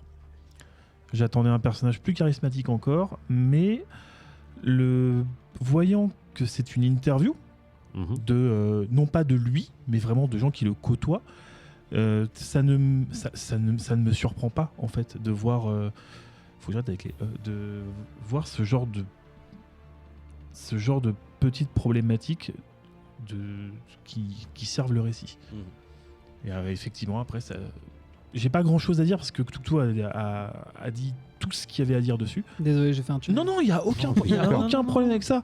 Mais justement, c'est du fatalisme, mais ce n'est pas un récit qui va te conter ses plus grands plans mégalomaniaques, comment il va conquérir le monde, comment il va détruire ce satané Reed Richards. Non, c'est vraiment une origin story Ouais. donc claire et nette, quoi. Clair et net. Donc un excellent point d'entrée pour toute personne qui veut voir ce personnage, les Fatalibots, etc. Non, et comment il est devenu, comment il a conquis la Latverie avec perte et fracas, et quel est l'élément principal qui a fait qu'il est devenu Victor Von Doom. Ok. Et Mathieu? Ben alors, moi j'étais un poil déçu qu'on ait proposé ça parce que à la lecture j'ai pas trouvé ça incroyable. Alors par contre effectivement c'est la porte d'entrée parfaite pour les gens qui par exemple vont vouloir aller voir le film et veulent se faire un petit comics avant pour Oui. Si tant est que le personnage qu'ils vont faire dans le MCU aurait un Oui, lien... évidemment, ouais. Oui, Enfin, bien sûr. ce sera peut-être que physiquement la ressemblance, on sait pas, mais en tout cas, c'est plutôt bien écrit parce que c'est du Brubaker. Mais par contre, alors gros point noir. Moi, c'est donc sorti il y a pas si longtemps que ça. Marvel, là, c'est assez vieux, pourtant ça date de 2005 ou 2006. Et Marvel vient de le sortir il y a 6 mois, 1 an, un truc comme ça. Et la traduction est catastrophique. Ah, Marvel, tu veux dire Panini? Panini, pardon. La trad. La trad est catastrophique, mais vraiment, enfin, je suis pas du genre à m'arrêter là-dessus en général, mais là, il y a des trucs, vraiment, Qui t'ont sorti du récit. Ah ouais, Ouais. totalement, ouais, parce qu'il y a même des moments où je trouve que ça gêne un peu la compréhension, enfin, c'est malheureusement, il y a des moments où il sort des mots, que je suis allé voir dans le dictionnaire ce que ça voulait dire, et il y avait vraiment un synonyme qui était beaucoup plus simple et qui faisait le taf aussi, enfin, c'est vraiment pas bien traduit, c'est un peu dommage. Mais non, moi je trouve que ça montre bien le mec en a quand même pris plein la gueule. Hein. Ses parents sont morts. Enfin, il est mort dans les bras de ses. Non, Il est ses mort parents sont morts. En le tenant dans leurs bras à chaque fois, quoi. La Alors. mère comme le père. Il a été. Il y a une scène aussi. Ouais, il a été traqué parce que du coup, voilà, enfin le baron qui allait prendre le pouvoir en Latverie le chasse parce que son père, médecin, a raté, enfin a pas réussi à soigner la femme du baron, enfin voilà. Et il y a une scène aussi qui est terrible, c'est quand il est aux États-Unis où on sent que le mec est vraiment un sociopathe terminé. C'est quand un jour il accepte de sortir de son laboratoire et d'aller à une espèce de fête étudiante et tout, et bah il se fait emmener par une fille dans un sous-bois et il est à 2 doigts de la violer, quoi. Enfin vraiment. Non, c'est même pas ça. Je pense pas qu'il y a de ça. Il va juste l'étrangler en fait. Oui, À un c'est moment, ça. il a Oui, c'est un ça. accès de. Enfin, sais pas oui, quoi. pardon, c'est pas un viol, c'est vraiment une agression pure et simple. Ouais, et qui fait référence à une personne qui l'a tué. Oui. Voilà, la première personne pareil, qui l'a tué. en l'étranglant. Et qui ensuite reviendra. Ça, c'est un truc. Alors, moi, ça m'a un peu fait bizarre de voir Doom étrangler quelqu'un comme ça de Ouais. façon random. C'est le truc que j'ai pas trop C'est pas aimé. le personnage. C'est Ouais. pas- Alors, toutes mes excuses, messieurs et chers auditeurs et auditrices, c'est une erreur de ma part. C'est effectivement, ce n'est pas un serviteur de Victor Von Doom qui raconte l'histoire, c'est Doom lui-même. Voilà. Que je m'étais totalement planté au début. Ouais, c'est Ouais. ça. Et du coup, en fait, dans le dernier issue, il va tuer le roi de Latverie aussi en l'étranglant. Et je trouve qu'il y a une case qui est folle où, après l'avoir tué, il y a une émotion sur le visage de Doom alors qu'il porte son masque, etc. Comme de la peur, comme quelque chose. Genre, il se revoit en train d'étrangler la première personne et aussi sûrement cette femme. Il y a juste une seconde de lucidité ou de peur dans son regard qui est indescriptible, que je trouve qui est vachement fort. Et L'élément traumatisant qui a déclenché justement la personne qui l'est. Et avec le fait que voilà, il a un peu bouclé la boucle aussi de cette manière. Il y a vraiment des chouettes choses dans ces 6 issues et des trucs qui sont aussi un peu voilà. Le fait qu'il est obsédé par la quête de retrouver sa mère aussi. Oui, aussi, ouais, clairement. Parce que c'est ça qui va ruiner aussi son visage, qui va ruiner c'est ça, c'est son toutes but ses chances ultime, de devenir vraiment quelqu'un. Parce qu'il se prend pas pour qui que ce soit. Hein. Le comics commence où il décrit le fait que dès qu'il était dans le ventre de sa mère, il était déjà conscient. Et il se rappelle de tout et tout. Enfin, ouais. Mais c'est plutôt intéressant. Il y a d'autres lectures assez chouettes sur Doom, notamment, je crois que c'était les Young Avengers, je crois, où il y a une histoire avec Doom justement qui a un rapport avec sa mère aussi, où ça parle beaucoup de sa maman. Il y a Doom War aussi qui était vachement bien. Enfin, il y a plusieurs arcs assez intéressants sur le personnage évidemment. Mais celui-là, ouais, c'est une espèce de de biopic, on va dire, un peu ultime pour nous raconter qui est Doom et pourquoi il est aussi impitoyable. Mais ouais, moi je trouve pas que ce soit une histoire si marquante que ça. Je pense qu'il y a eu beaucoup mieux que ça sur le personnage. Mais après, bon, ça reste du Brubaker. Les dessins, moi je les trouve pas dingos non plus. Je les trouve un peu datés aussi par moment. Et sinon, c'est vrai que c'est assez marrant. Il y a des petites touches un peu ridicules, mais comme il y a pu avoir aussi au début des 4 Fantastiques avec des méchants qui sont un peu nazes. Enfin, là, le coup de la télé, le gars, il invente des trucs, tu te dis, bon, pas l'air ouf ton invention non plus, tu vois. Enfin, et non, c'est sympa et ça montre aussi que tout dictateur est créé au final par ce qu'il a subi avant, par d'autres régimes précédents et tout, et que c'est une espèce d'éternel recommencement. Parce qu'au final, en plus, il annonce rien à personne. Hein, il dit pas que ça va être mieux sous sa. Il dit juste que maintenant c'est moi le chef. Ouais, voilà, c'est ça, c'est juste ça. Il dit pas les gars, ce sera mieux, c'est juste on va renverser ce connard et ce sera moi le chef. Il le dit, hein, il fait vous avez tant souffert, mais on va. Oui, ça va pas aller beaucoup mieux. Ça va pas aller mieux après, quoi. Donc. Non, mais moi, un truc qui m'a surpris par contre, j'ai essayé de faire des recherches sur ce bouquin, s'il a eu un impact sur le personnage, dans l'histoire. J'ai pas trouvé grand chose. Je sais pas si vraiment ça a marqué. Est-ce que toi tu l'as lu Non, je l'ai pas lu. Alors, bon, je connais quelques petites choses en comics, mais pour le coup, je reconnais que j'avais jamais entendu parler de cette mini-série. Donc, elle a l'air très bien pour quelqu'un qui voudrait découvrir le personnage, mais c'est vrai que ça fait pas partie des titres des titres mythiques que j'ai lus ou que je me dis j'ai toujours pas lu ce titre mythique. Ça. Et puis j'en ai plein. Celui-là, j'en avais pas entendu parler. Pour être puis quand tu as une certaine idée des origines de Doom, lire ça, je sais pas si c'est pas un peu confusant plus qu'autre chose en fait. Alors justement, si je me permets, mais si je me place du point de vue de Panini, parce que c'est Panini qui réédite quand même cette série, en plus pour la sortie du film, il fallait donc que le méchant soit connu du plus grand nombre. Oui. Je pense que l'opération marketing a effectivement été faite mal ou bien, je ne sais pas, mais en tout cas, ça a trouvé ça a trouvé les bacs ou les rayons de nos revendeurs parce qu'il fallait effectivement dire Robert Downey Jr. il va interpréter ce mec-là. Ouais, mais D'accord. Et en plus, Alors, si ça c'est se trouve, qui il aura rien à voir. Oui, c'est Enfin, sûr. Personne ne Exactement, sait, mais. Exactement. Mais le truc, c'est que je sais même pas si c'est lié à la sortie du film, parce que je te dis, ça s'est déjà sorti il y a pas loin d'un an en VF. Enfin, je suis pas Peut-être. sûr que ce soit pour porter le film, surtout que est-ce que vraiment les films Marvel, ils ont besoin d'être portés par des sorties de comics. Non, Je mais sais c'est plutôt pas. l'inverse. Ouais, C'est c'est plutôt- plutôt mais l'inverse, c'est ouais. plutôt la vente de comics Oui, oui. qui Ouais. essaye de profiter de la sortie du film.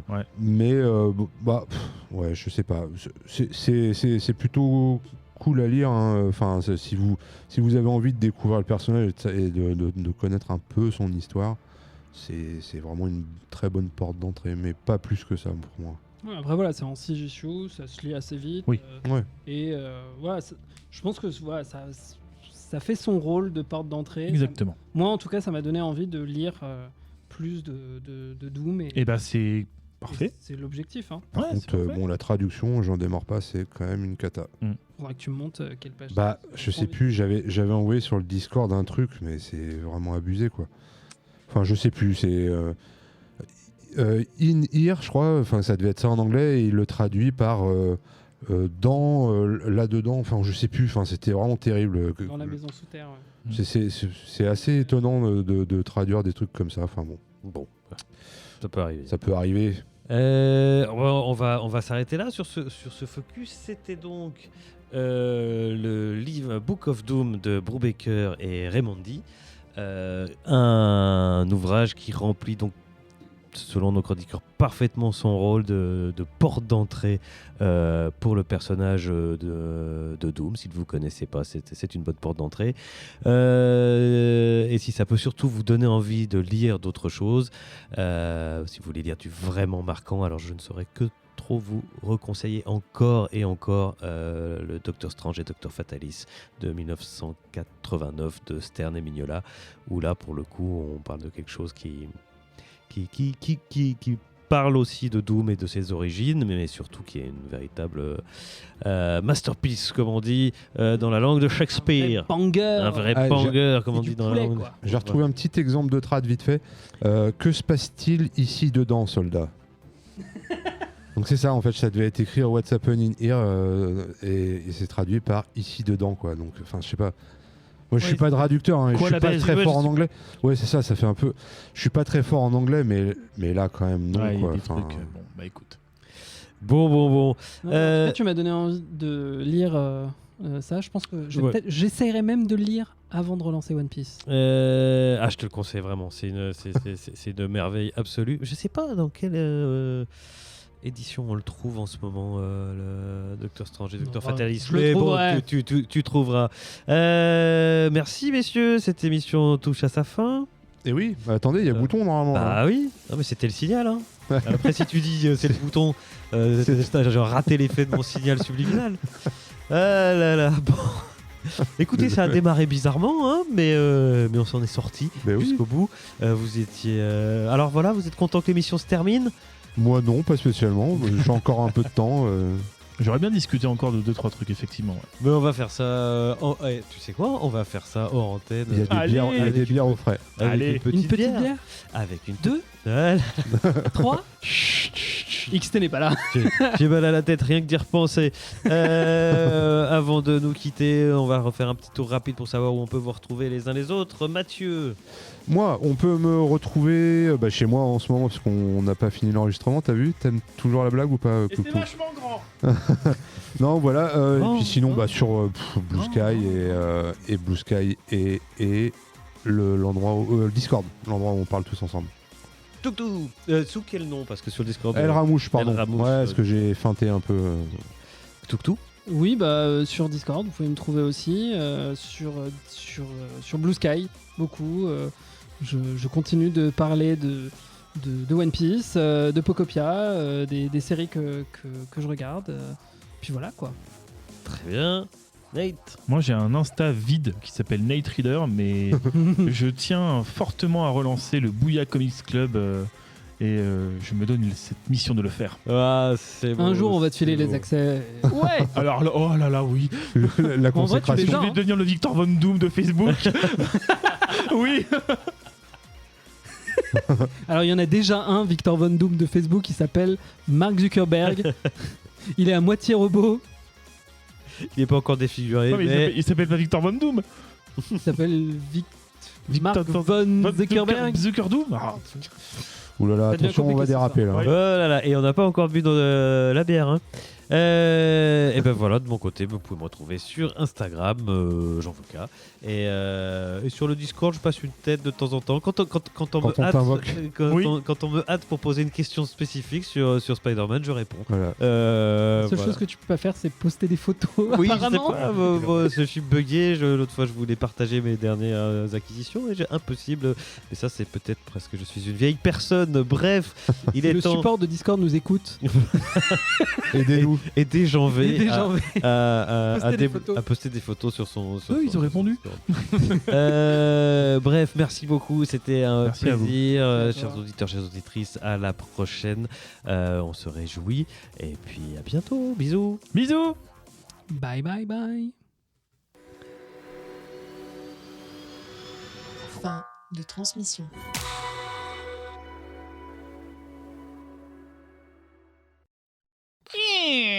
Putain, tu fais vachement bien le bruit de la parole.